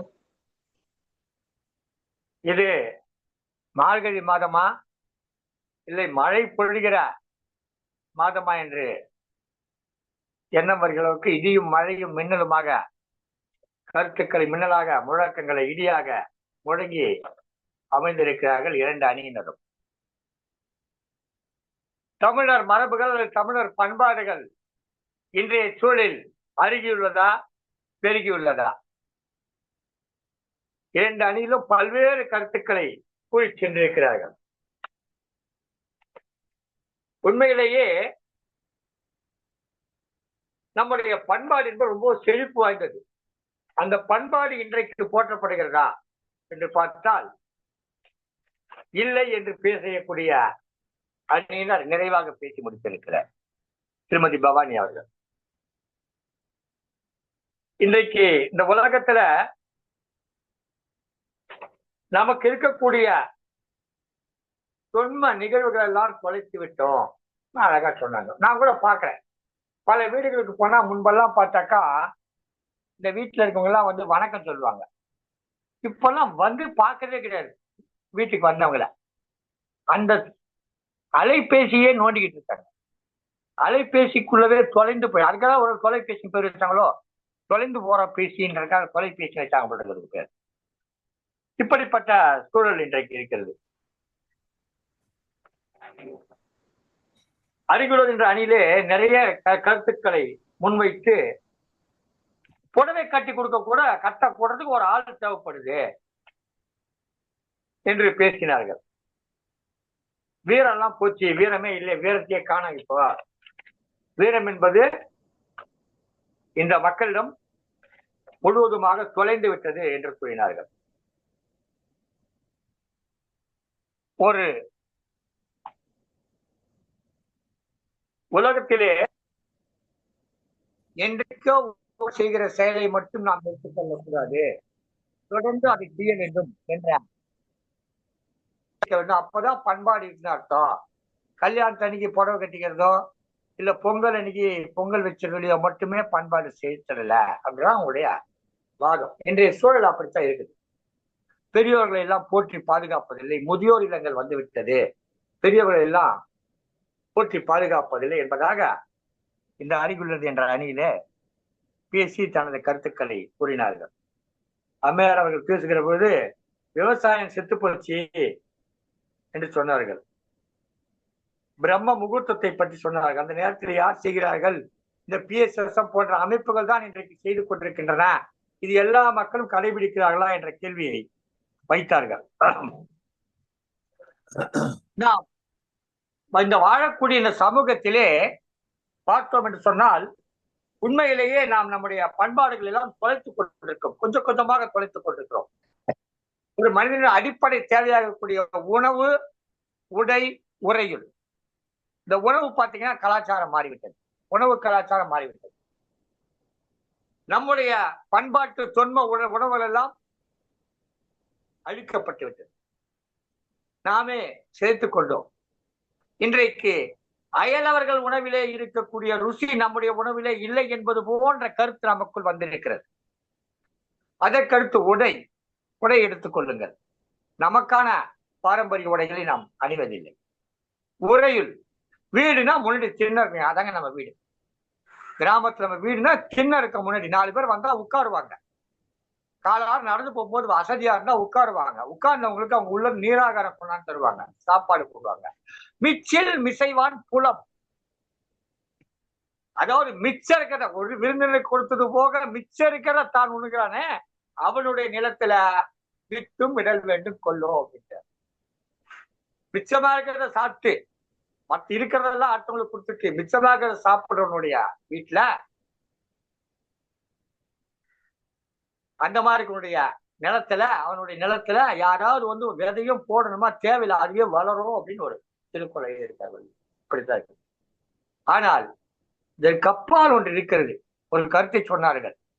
அன்றைக்கு முந்தானை போட்டுக் கொண்டிருந்தோம், இன்றைக்கு புடவையிலே முந்தானை போட்டுக் கொண்டிருந்தோம், இன்றைக்கு சுடிதார் என்று வந்தாலும் மேலே ஒரு துண்டை போட்டு அந்த முந்தானை போல அதை பயன்படுத்துகிறோம். எனவே நம்முடைய பண்பாடு இருக்கிறது சொன்னார். பொங்கலிலே இன்றைக்கு நகரப்புறத்திலே வந்து வாழக்கூடியவர்கள் அம்மையார் சொன்னது போல பொங்கல் பானையை வாங்கவில்லை என்றாலும் கூட பொங்கலை வைக்க பொங்கல் பானையில வைக்கிறியா குக்கர்ல வைக்கிறியான்றது முக்கியம் கிடையாது. பொங்கல் வைக்கிறியான்றதுதான் முக்கியம். பண்பாடு என்பது என்ன? ஒழுக்கு. அந்த ஒழுக்கு இருக்கிறதா, அந்த ஒழுக்க தன்மை இருக்கிறதா என்று சொன்னால் இருக்கிறது. நாம் இன்றைக்கு கரும்பு விளைவிக்கவில்லை, யாரோ விளைவிக்கிறாங்க, அதை வாங்கி வந்து வைக்கிறோம். மஞ்சள் விளைவிக்கவில்லை, மஞ்சள் விற்கிறார்கள், வாங்கி வந்து வைக்கிறோம். அந்த பொங்கல் பண்டிகையை கொண்டாடுகிறோம். நம்முடைய பங்குனி உத்தரத்திற்கு எங்கிருந்தாலும் வந்து விடுகிறார்கள். எல்லாவற்றையும் விட முக்கியமான ஒரு கருத்தை குறிப்பிட்டார்கள். குலதெய்வ வழிபாட்டு முறை. நாள்தோறும் செல்லவில்லை என்றால் நம் வீட்டிலே நல்ல காரியம் நடக்கிற பொழுது நாம் குலதெய்வத்தை சென்று வணங்குகிறோம். அதுதான் நம்முடைய தொன்மை வழிபாட்டு முறை. இப்ப இருக்க வழிபாட்டு முறைகள் இல்ல. நம்முடைய தொன்மை வழிபாட்டு முறை எது என்று சொன்னால் குலதெய்வ வழிபாடு.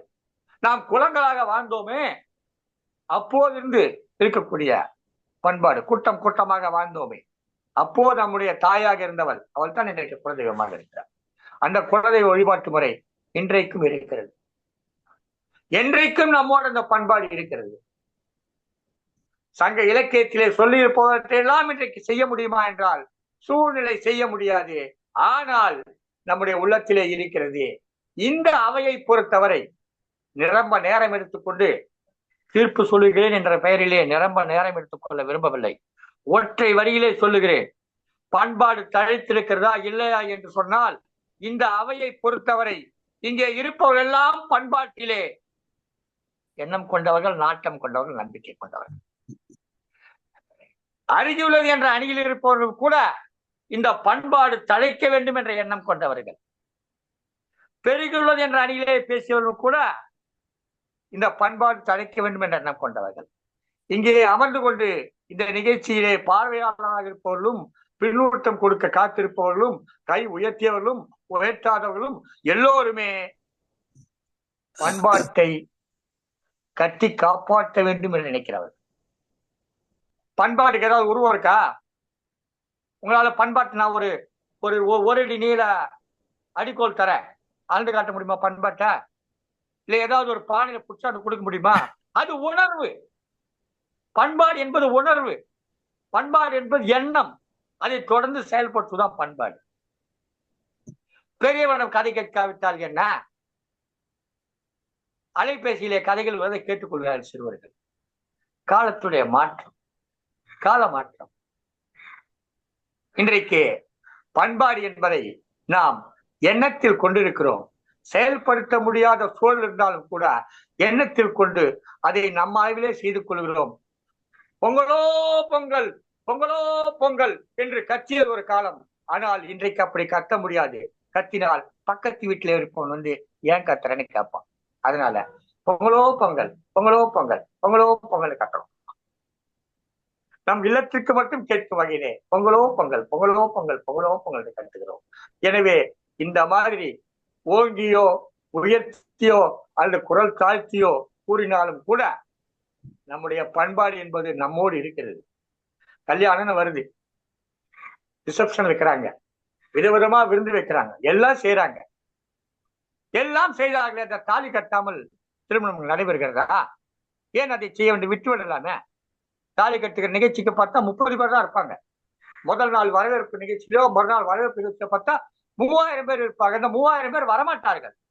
அவர்களுக்கு தேவையில்லை. அவர்கள் வந்தா உறவினர்கள் அல்ல, நண்பர்கள், தெரிந்தவர்கள், தோழிகள், கல்லூரி தோழிகள், பள்ளி தோழிகள், பணியக தோழிகள், பேருந்திலே செல்லும் போது தோழி, இப்படி தோழர்கள், இப்படிப்பட்டவர்கள் தான் வர்றாங்க. அவங்க வருவாங்க போயிடுவாங்க. ஆனால் திருமணம் என்று சொல்லுகிற பொழுது அந்த தாலி கட்டுகிற நேரத்திலே 30 பேர் தான் இருப்பார்கள். ஆனால் அந்த 30 பேரை வைத்து மிக முக்கியமான நிகழ்ச்சியாக அதை நடத்தி அந்த ஒரு தாலியை கட்டுவார்கள். இந்த பண்பாடு இன்றும் காணப்படுகிறது நம்மிடையே. தமிழர்கள் எங்கு சென்றாலும் பண்பாடு காப்பாற்று. திருநூறு போஸ்டர் இன்றைக்கு பாருங்க, மலேசியாவில் இருக்க பிள்ளை, சின்ன பள்ளி பிள்ளைகள் போகும்போது திருநீற்றை அள்ளி நெற்றியிலே பூசி கொண்டு போகிறார்கள். அது ஒரு அறிவியல் சான்று கூட. நெற்றியிலே இருக்கக்கூடிய நீரை எல்லாம் அந்த திருநீர் இழுத்து விடும். இன்றைக்கு கூட சத்யவதி குமார் அவர்கள் பெரியகுளத்தில் பேசுகிற அணியிலே பேசுகிற பொழுது பட்டையாக அந்த திருநீற்றை வைத்திருந்தார். அது நம்முடைய பண்பாடு, சைவ நெறி. இப்படிப்பட்ட நெறியாளுகை நம்ம நெறியினுடைய ஆளுமைத்தன்மை நம்மோடு இருக்கிறது. நம்முடைய பண்பு போற்றப்படுகிறது, காக்கப்படுகிறது. என்றைக்கும் இது காக்கப்படும். எந்த நாட்டிலே சென்றாலும், எந்த ஊரிலே சென்றாலும் நம்முடைய பண்பாட்டை, நம்முடைய தொன்மத்தை நாம் இழக்காமல் இருக்கிறோம் என்று சொன்னால் அதுவே பெரிய சிறப்பு. அயலகத்திலே வாழக்கூடிய மக்கள் எல்லாம் இன்றைக்கு ஆயிரக்கணக்கான தமிழ் பள்ளிகளை தொடங்கி இருக்கிறார்கள் சொன்னால் அது நம்முடைய பண்பாட்டை போற்றி பாதுகாக்க வேண்டும் என்பதுதான். எனவே பண்பாடு செழித்திருக்கிறது, வளர்ந்திருக்கிறது. அது அருகிலுள்ளது போல் நமக்கு கண்களுக்கு தெரிந்தாலும் கூட அந்த அருகியுள்ளது என்பது காணல் நீர், உண்மையான நீர். பண்பாடு பெருகுள்ளது என்பதுதான். பண்பாடு பெருகுள்ளது என்று கூறி இந்த அவையை நிறைவு செய்கிறேன். இந்த பட்டிமன்றத்திலே இதை என்னுடைய நடுவராக இருந்து இந்த தீர்ப்பை வழங்குகிறேன். தமிழர்கள் தங்களுடைய இனப்பற்றோடு வாழ வேண்டும். என்றென்றைக்கும் தமிழ் மரபுகளை, தமிழ் பண்பாட்டை போற்ற வேண்டும் என்று கூறி இந்த வாய்ப்பளித்த இந்த அமைப்பிற்கு நமது மனமார்ந்த நன்றிகளை தெரிவித்து சங்கத்தமிழ் இலக்கிய பூங்காவின் சார்பிலை தெரிவித்து விடைபெறுகிறோம். நன்றி, வணக்கம். மிக்க நன்றி. இன்று சங்கத்தமிழ் இலக்கிய பூங்காவை சேர்ந்த அங்கத்தவர்கள் மிகவும் ஒரு விறுவிறுப்பான பட்டிமன்ற நிகழ்ச்சியை நடத்தினார்கள். பல்வேறு கருத்துக்களை முன்வைத்தார்கள். அவர்கள் கருத்துக்களை விறுவிறுப்பாக ஏட்டிக்கு போட்டியாக வைத்துக் கொண்டிருந்தாலும் நடுவர் மிகவும் நல்ல ஒரு தீர்ப்பையும் வழங்கியுள்ளார். அவர்கள் அனைவரையும் பாராட்டி நன்றி கூறும் முகமாக நாங்கள் 30 வினாடிகள் கரகோஷம் செய்து கொள்வோம்.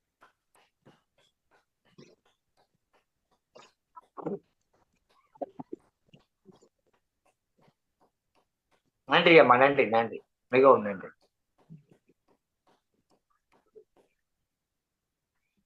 நன்றி.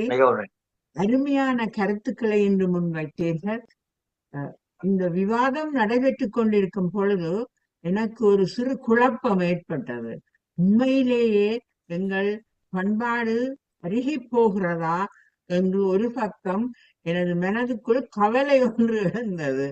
ஆனால் மறுபக்கம் அவர்கள் வந்து பேசும் பொழுது இல்லை, பண்பாடு அழிந்து போகவில்லை, அருகி போகவில்லை, பெருகி கொண்டு இருக்கின்றது என்று சொல்லும் பொழுது மனதுக்கு ஆறுதலாகவும் இருந்தது. ஆனால் இறுதியிலே நடுவர் நீலகண்ட தமிழர் நீங்கள் வழங்கிய தீர்ப்பு எமது தமிழராகி எங்கள் மனதிலே பாலை வார்த்தது போல் இருந்தது. எங்களுடைய பண்பாடு ஒரு பொழுதும் அழிய மாட்டாது. உண்மையிலே பார்க்க போனால் நாங்கள் புலம்பெயர்ந்து பல்வேறு நாடுகளில் வாழ்ந்து கொண்டிருக்கின்றோம். இந்த நாடுகளிலே எல்லாம் தமிழருடைய பண்பாட்டை வளர்த்து கொண்டுதான் நாம் அனைவரும் இருக்கின்றோம் என்று நாம் பெருமையுடன் கூறிக்கொள்ள விரும்புகின்றேன். எங்களுடைய பண்பாட்டினை நாங்கள் அழிய விடவில்லை. மொழியையும் பண்பாட்டையும் நாங்கள் வளர்த்து கொண்டுதான் இருக்கின்றோம் என்று பெருமையுடன் கூறிக்கொள்ள விரும்புகிறேன். மிக்க நன்றி. அடுத்ததாக சிவசுதா தவரட்னம் மாஸ்டர், நீங்கள் பேசலாம். நன்றி சரோஜாதேவி மாஸ்டர். மாஸ்டர்ஸ் எல்லோருக்கும் எனது அன்பு வணக்கத்தை தெரிவித்துக் கொள்கின்றேன். தினம் தினம் இந்த தளத்தில் நல்ல தமிழ் கேட்க என்ன தவம் செய்தனை கற்றறிந்தோரின் முகம் காண என்ன புண்ணியம் செய்தனை நெஞ்சமே என்று பாடத் தோன்றுகின்றது. நீலகண்ட தமிழனின் தமிழ் கேட்க கேட்க இன்பத்தேன் வந்து பாயுது காதினிலே. பேச்சாளர்களின் அழகான பேச்சை கேட்ட பின் தமிழை சாக விடாமல் சாய விடாமல் தாங்க தங்கத் தூண்கள், கருங்கல்லு தூண்கள், கருங்காலி தூண்கள் என்றும் உண்டு உண்டு என்று என் உடலின் செல்லெல்லாம் புத்துயிர்ப்பு பெற்றதாய் உணர்ந்தேன். தமிழர் பண்பாடு செல்லரித்து செல்லாமல் காப்பதற்கு காப்பாளர்கள் இருக்கின்றார்கள் என்ற துணிச்சலோடு பேசுகின்றேன். பேச்சாளரின் பேச்சை கேட்க கேட்க தவிட்டவில்லை, திகட்டவில்லை, இன்னும் கேட்க தோன்றுகின்றது. தமிழரின் பண்பாடு அருகிவிட்டது என்று தமிழரின் பெருமையை பெருக கொண்டிருந்ததை என்னவென்று சொல்வேன். கோவை தமிழிச்சி, தமிழ் மகள், அப்பப்பா உங்கள் பெயர்களே என் மனதை பெயர்த்தெடுக்கின்றது. தமிழர் பண்பாட்டை நாம் பின்போடாமல் தென்போடு பின்பற்ற வேண்டும் என்று நல்ல கருத்தாக எனக்கு பட்டது. தமிழனுக்கு தனிக்குணம் உண்டு என்று கேட்க கேட்க புல்லரிக்கின்றது. இத்தனை தமிழிச்சிகளும் தமிழை பேச பேச தமிழ் பண்பாடு அருகி போகாது, பெருக வைத்துக் கொண்டே இருப்பீர்கள். உங்கள் அனைவர் பேச்சை கேட்டதில் மன நிறைவு அடைகின்றேன்.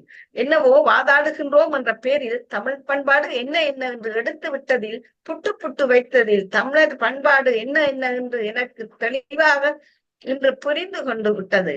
நானும் ஒரு தமிழிச்சி என்று மிடுக்காய் தலையை திருப்ப தோன்றுகின்றது. தமிழை அடுக்கடுக்காய் பேச வேண்டும் போல் தோன்றுகின்றது. தடுக்கி விழுந்த இடமெல்லாம் தமிழர் வார்த்தை கேட்க வேண்டும். தமிழ் பண்பாட்டுக்கு இடக்கு என்றுமே வர வேண்டாம். நன்றி, நன்றி. மிகவும் நன்றி அம்மா, மிகவும் நன்றி. நீங்கள் ஒரு முறை பட்டிமன்றத்தை கலந்து கொண்டு பேசுங்க. அடுத்த பட்டிமன்றத்தில் நீங்களும் ஒரு அணியில இருந்து பேசுங்க. சிறப்பாக பேசினீர்கள். கொழும்பு இலங்கையிலிருந்து பேசுற எங்களுடைய யோகா டீச்சர்.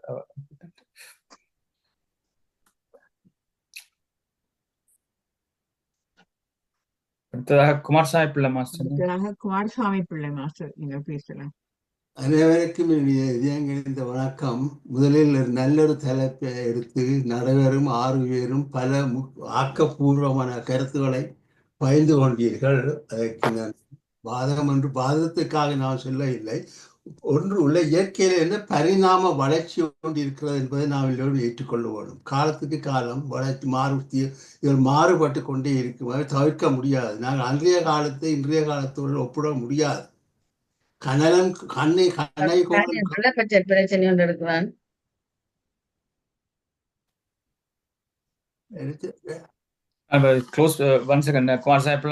க்ளோஸ் பண்ணி போடுவாங்க.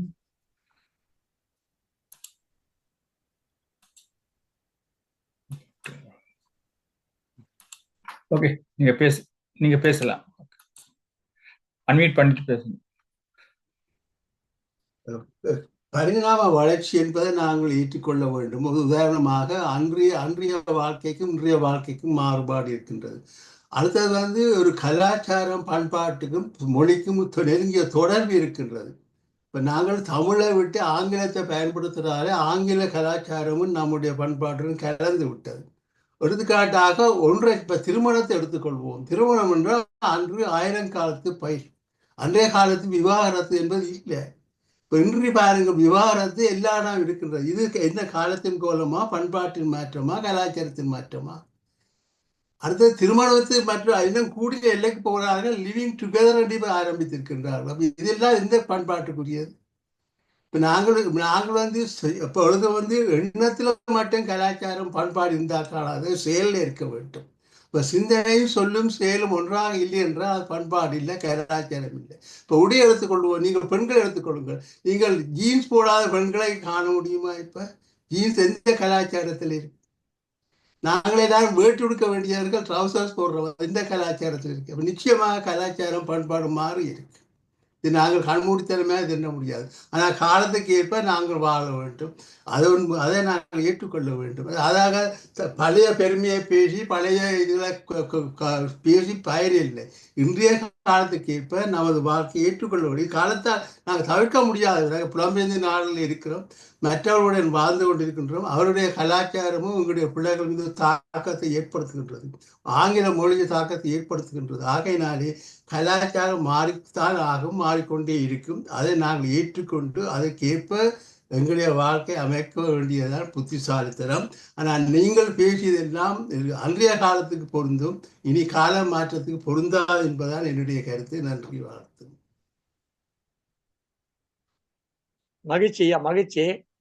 நீங்க வயதில் ரொம்ப மூத்தவர், எங்களெல்லாம் விட வயதில் மூத்தவர். ஒரு சிறப்பான கருத்துக்களை சொல்லியிருக்கிறீர்கள். ஜீன்ஸ் நம்ம கலாச்சாரமா, ட்ரௌசர் நம்ம கலாச்சாரமா அப்படின்னு. ஐயா, நாம் முன்னாடி இருந்த போது உடையே உடுத்தாமல் இருந்தோம். அதுக்காக இப்ப உடை உடுத்தாமல் இருக்கணும்னு அவசியம் கிடையாது. அன்றைக்கு நாம இலைத்தாடைகளை கட்டி கொண்டிருந்தோம், அதுக்காக இன்றைக்கு நாம் இலைத்தாடை கட்டி கொண்டிருக்கோம். அது நாகரிகமற்ற காலம். நாகரிகம் வந்த பிற்பாடு நாம் ஒரு உடையை உடுத்துகிறோம். அந்த உடை நமக்கு எளிதாக இருக்கிறது, அது வழமையாக கொண்டிருக்கிறோம். அயலகத்தில் இருப்பவர்கள் கோட் அணிந்து கொண்டிருக்கிறார்கள், சூட் அணிந்து கொண்டிருக்கிறார்கள். அந்த குளிருக்கான உணவு உடை அது, அதை அணிந்து கொண்டிருக்கிறார்கள். நம்ம வசதி காரணமாக, நம்முடைய எளிமை காரணமாக பல உடைகளை மாற்றிக்கொள்ளலாம். ஆனால் இயல்புத்தன்மை என்ன என்று பார்க்க வேண்டும். உடையிலும் உரையிலும் உணவிலும் கலாச்சாரம் இல்லை, பண்பாடு இல்லை, அது உணர்விலே இருக்கு. அதைத்தான் நான் சொன்னேன். அது எண்ணம். இதை அளந்து காட்ட முடியாது, படியால் முகந்து காட்ட முடியாது, எடை போட்டு கோர முடியாது. ஏனென்றால் அது ஒரு பொருள் அல்ல, அது ஒரு எண்ணம், சிந்தனை. நாம் இப்படித்தான் வாழ வேண்டும், நமக்கான தன்மை இப்படித்தான் என்று எண்ண வேண்டும். அதுதான் முறை. நாம் எந்த அயலகத்துக்கு சென்றாலும் நம்முடைய ஒருவனுக்கு ஒருத்தி என்பதை விட்டு விடுவதில்லை. அந்த ஊரிலும் கூட நம்முடைய தமிழர் திருநாளை கொண்டாடுகிறோம். திருவள்ளுவருக்கு சிலை வைக்க வேண்டும் என்றதுக்கு ஜெர்மனியில் எண்ணம் தோன்றியது, லண்டனில் எண்ணம். என்ன வச்சு என்ன பண்ண போறீங்க? ஏனென்றால் நம்முடைய பண்பாடு, நம்முடைய தலைவன் அவனை போற்ற வேண்டும் என்பதுதான் அதனுடைய அடிப்படை. எனவே நம்முடைய பண்பாடு என்றைக்கும் நாம் எங்கு சென்றாலும், அதாவது எங்கு பிறப்பினும் தமிழன் தமிழனே என்றார் பாவேந்தர் பாரதிதாசன். அதைத்தான் நாம் இந்த இடத்தை எடுத்துக்கொள்ள வேண்டும். தமிழன் தமிழனாகத்தான் இருப்பான், அவனுக்கான பண்பாடு இருக்கிறது. அதுபோல அயலகத்தில் இருப்பார், அவருடைய பண்பாடு வேறு எங்கு வந்தாலும் அது இருக்கும். பண்பாடு என்பது மாறுவதில்லை, அது அவர்களோடு இருக்கிறது. அது அழிவதும் கிடையாது. எப்போது அழிகிறோம், அவன் தன்னை இனத்தை விட்டு விட்டு விலகி போகிற போது அழிந்து விடுகிறது. சிறப்பையா. ஆனாலும் நீங்கள் மூத்தவர், உங்கள் கருத்தை சொன்னீங்க, உங்கள் ஆதங்கத்தை வெளிப்படுத்தினீர்கள், உங்களுடைய எண்ணங்களை ஆதங்கமாக வெளிப்படுத்தினீர்கள். ஐயோ எல்லாம் போய் விட்டதே என்கிற ஒரு சோகம் உங்களுடைய குரலிலே இருக்கிறது. அதே நேரத்தில் கால மாற்றம் நாம் ஏற்றுக்கொண்டுதான் ஆக வேண்டும் என்கிற எண்ணமும் இருக்கிறது. உண்மைதான். பழையன கைதலும் புதியன புகுதலும் வழுவல என்று சொல்கா பேர் சொல்லி இருக்கிறார். அது தப்பு கிடையாது, அப்படிதான் மாறிட்டு தான் இருக்கும், அப்படிதான் சொல்றாரு அவரு. மகிழ்ச்சி ஐயா, மகிழ்ச்சி. வேற யாராவது பின்னோட்டம் தரலாம். ஸ்ரீகாந்த் ராஜா மாஸ்டர், நீங்க உங்களுடைய கருத்து. நன்றி. அனைவருக்கும் முதலாவதாக பொங்கல் வாழ்த்துக்கள். வணக்கம் ஐயா. வணக்கம். வணக்கம். இன்று சிறப்பாக பட்டிமன்றம் நடைபெற்றது. நாங்கள் முதலாவதாக இன்று இங்கிலாந்தில், நான் இருந்து லண்டன்லேருந்து கதைக்கப்பட, இங்கிலாந்தில் உத்தியோகபூர்வமாகவே எங்களுக்கு இந்த தை மாதத்தை தமிழ் மரபு திங்கள் என்று சொல்லி எல்லா இடமும் தைப்பொங்கலை நடத்துகிறார்கள். மற்றது இங்கு அது மாத்திரமில்லாம 250 தமிழ் பாடசாலைகள் இருக்கின்றது, சின்ன சின்ன பாடசாலையில கன்னடங்கள் இருக்கின்றது. அதையும் கூறிக்கொள்கின்றேன். இன்று இந்த தமிழ் மரபு திங்களை ஒட்டி வெஸ்ட்மினிஸ்டர், அதாவது பார்லிமெண்டில் இன்று 6:30 மணிக்கு, இரவு 6:30 மணிக்கு கொண்டாட இருக்கிறார்கள். அதை நான் உங்களுக்கு போட்டு காட்டு, இந்த பதாதையை போட்டு காட்டுகின்றேன். பாத்தீங்களா? இதுல பாருங்க, வெஸ்ட்மினிஸ்டர் இந்த டவர் இருக்குது, பொங்கல் பானை பக்கத்திலே இருக்கு. எனது தமிழ் மரபு திங்கள் என்றபடி இதுல கொண்டாடுறாங்க. இது மாத்திரமில்லை, இதே போல கனடாவிலும் ஜெர்மனியிலும் கொண்டாடி கொண்டுதான் இருக்கிறார்கள். எல்லா இடமும் கொண்டாடுறார்கள். நாங்கள் ஜெர்மனில கொண்டாடுறதை பற்றியும் நான் இதை காட்டுகின்றேன்.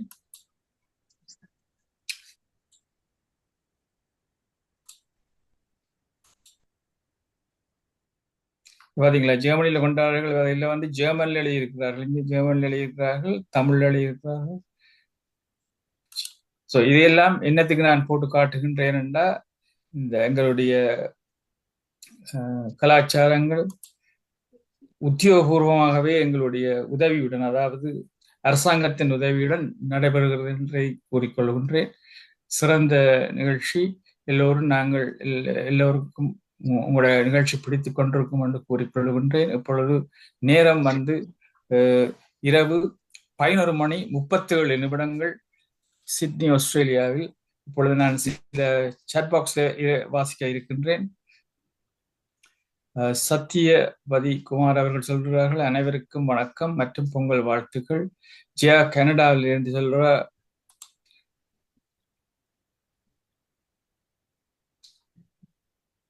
அருமையான பட்டிமன்றம், மிக அருமையாக எல்லோரும் தங்கள் கருத்துக்களை அள்ளி தந்தார்கள், மிக்க நன்றிகள். அடுத்து காந்திமதி ஈஸ்லாண்டில் இருந்து எழுதியிருக்கிறார். பண்பெனப்படுவது பாடறிந்து ஒழுகுதல். இன்று வளர்ந்து வரும் சமுதாயம் மரபு சிறிவது, வசதிக்கேற்ப மாற்றமடைவதும். இன்று உங்களை இணைய வழி பார்த்து பேசி மகிழ்கிறோம். பெண்கள் வேலைக்கு போவது முயற்சி, வீட்டின் வருமானத்தை அவர்களின் படிப்புக்கேற்ப தங்களை வளர்க்கிறார்கள். மறு உயிரையும் வாழ வைக்கிறார்கள் என்றதையும் போடுகிறார்கள். மற்றது கூட இருக்கிற, காலமும் இடமும் மாற இடத்திற்கேற்ப வாழ்க்கை வாழ்கிறார்கள். தமிழர்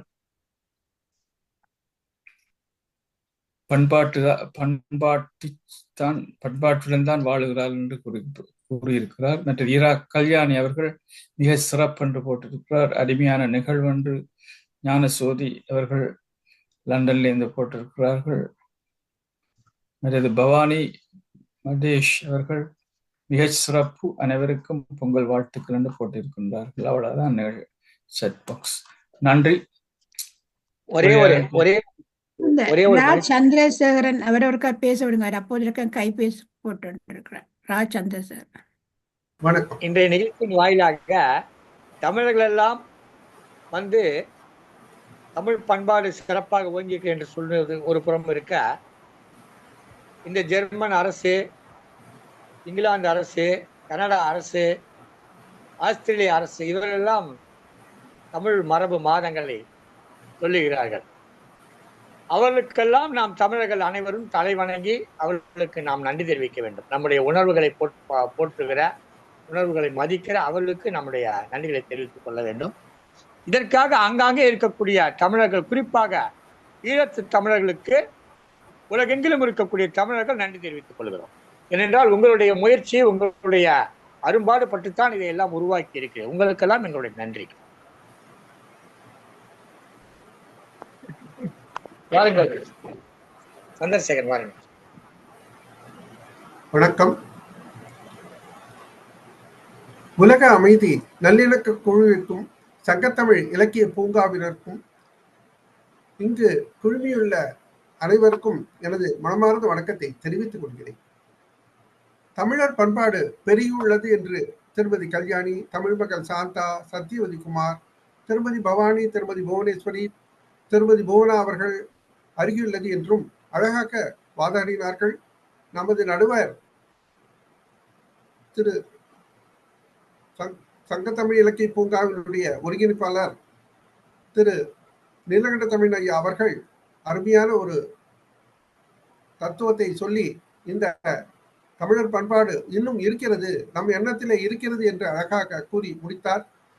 இந்த தமிழர் பண்பாடு இருக்கிறது என்பதற்கு வெளிநாட்டிலே தமிழ் நிகழ்ச்சிகள் நடத்தி நம்மெல்லாம் மகிழ்ச்சி ஆழ்த்துவது, அதுவே நமக்கு இது ஒருவித உணர்ச்சியை நமக்கு நன்றாக எடுத்து காட்டுகிறது. இத்தகைய நிகழ்ச்சிகள் நடைபெறுவது நமக்கு வரவேற்கத்தக்கது. இந்த வாய்ப்புக்கு சங்கத்தமிழ் இலக்கிய பூங்காவின் சார்பிலே எனது மனமார்ந்த நன்றியை வணக்கத்தையும் தெரிவித்துக் கொள்கிறேன். எனது வாழ்த்துக்கு வாய்ப்பு கடத்துவைக்கு எனக்கு நன்றியை நான் உரித்தாக்குகிறேன். வணக்கம். இள சந்திரசேகரன், சங்கத்தமிழ் இலக்கிய பூங்கா. வணக்கம்.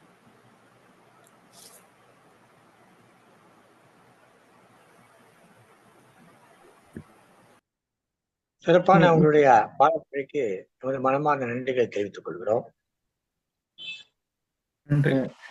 சங்கத்தமிழ் இலக்கிய பூங்காவை சேர்ந்த அனைவருக்கும், நடுவர் அவர்களுக்கும், திரு நீலகண்ட தமிழன் அவர்களுக்கும் இன்றைய நிகழ்ச்சி சிறப்பாக நடத்தியதற்காக நாங்கள் மனமார்ந்த நன்றியையும் பாராட்டுக்களையும் தெரிவித்துக் கொள்கின்றோம். மிக்க நன்றி ஐயா. உலகெங்கிலும் உள்ள நன்றியும். தமிழ் உறவுகளுக்கு எமது தமிழர் திருநாள் வாழ்த்துக்களையும், திருவள்ளுவர் திருநாள் வாழ்த்துக்களையும், தைத்திங்கள் வாழ்த்துக்களையும், பொங்கல் வாழ்த்துக்களையும் தெரிவித்துக் கொள்கிறோம். வாழிய தமிழ், வாழ்க தமிழர். நன்றி, வணக்கம். நன்றி ஐயா. உங்கள் அனைவருக்கும் தமிழ் திருநாள் வாழ்த்துக்கள், பொங்கல் வாழ்த்துக்களை நாம் இந்த தளத்தின் சார்பாக தெரிவித்துக் கொள்கின்றோம். மிக்க நன்றி. மீண்டும் வந்து இன்னும் ஒரு நல்ல பட்டிமன்ற நிகழ்ச்சியை நடாத்தி தருமாறு வேண்டிக் கொள்கின்றோம். நன்றி ஐயா. மிக்க நன்றி. இப்பொழுது நாங்கள் இந்த நிகழ்வினை நிறைவு செய்வோம். நன்றி. நன்றி. ஒரு அறிவித்தலை சொல்லிட்டு நிறைவு செய்வோம். இன்று இரவு இருக்கிறது 8 மணிக்கு, UK நேரம் 8 மணிக்கு டொரண்டோவில் இருந்து வந்து பேச வருகிறார் வரதா சண்முகநாதன் அவர்கள். முதலும் முடிவும் என்ற தலைப்பில் பேச வருகிறார். அதே போல நாளைக்கு தைப்பங்களை பற்றி தமிழ்நாட்டில் இருந்து வந்து பேச வருகிறார் வினய் சீதான் அவர்கள். அது வந்து 4:30 மணிக்கு பேருந்து. நாளைக்கு இரவும் டாக்டர் ரஞ்சின தயாளன் அவர்கள் பேச இருப்பது உங்களுடைய ஹெல்த்தி ஹார்ட்டை பற்றி பேச வருகிறார். அவர் ஒரு கார்டியாலஜிஸ்ட், ஹார்ட் ஸ்பெஷலிஸ்ட். நாளைக்கு இரவு 8 மணிக்கு. இப்படி ஒவ்வொரு நாளும் இந்திய நேரம் 2:30 மணிக்கு, இந்திய இலங்கை நேரம் 2:30 மணி, பின்பு 4:30 மணிக்கு ஒவ்வொரு நாளும் நடைபெறுவது. பேருந்து அதிகாலை 1:30 அளவில் கூட இந்த நிகழ்ச்சிகள் நடைபெறுவது. முதல் தியானம் நடைபெறும். அதன் பிறகு அருமையான பேச்சாளர் வந்து வித்தியாசமான தலைப்புகள் வந்து பேசுவார்கள் என்று கூறிக்கொண்டு இத்துடன் இந்த நிகழ்ச்சியை நிறைவு செய்கின்றேன். நன்றி, வணக்கம். அருமையான தைப்பொங்கல் வாழ்த்துக்கள். நன்றி.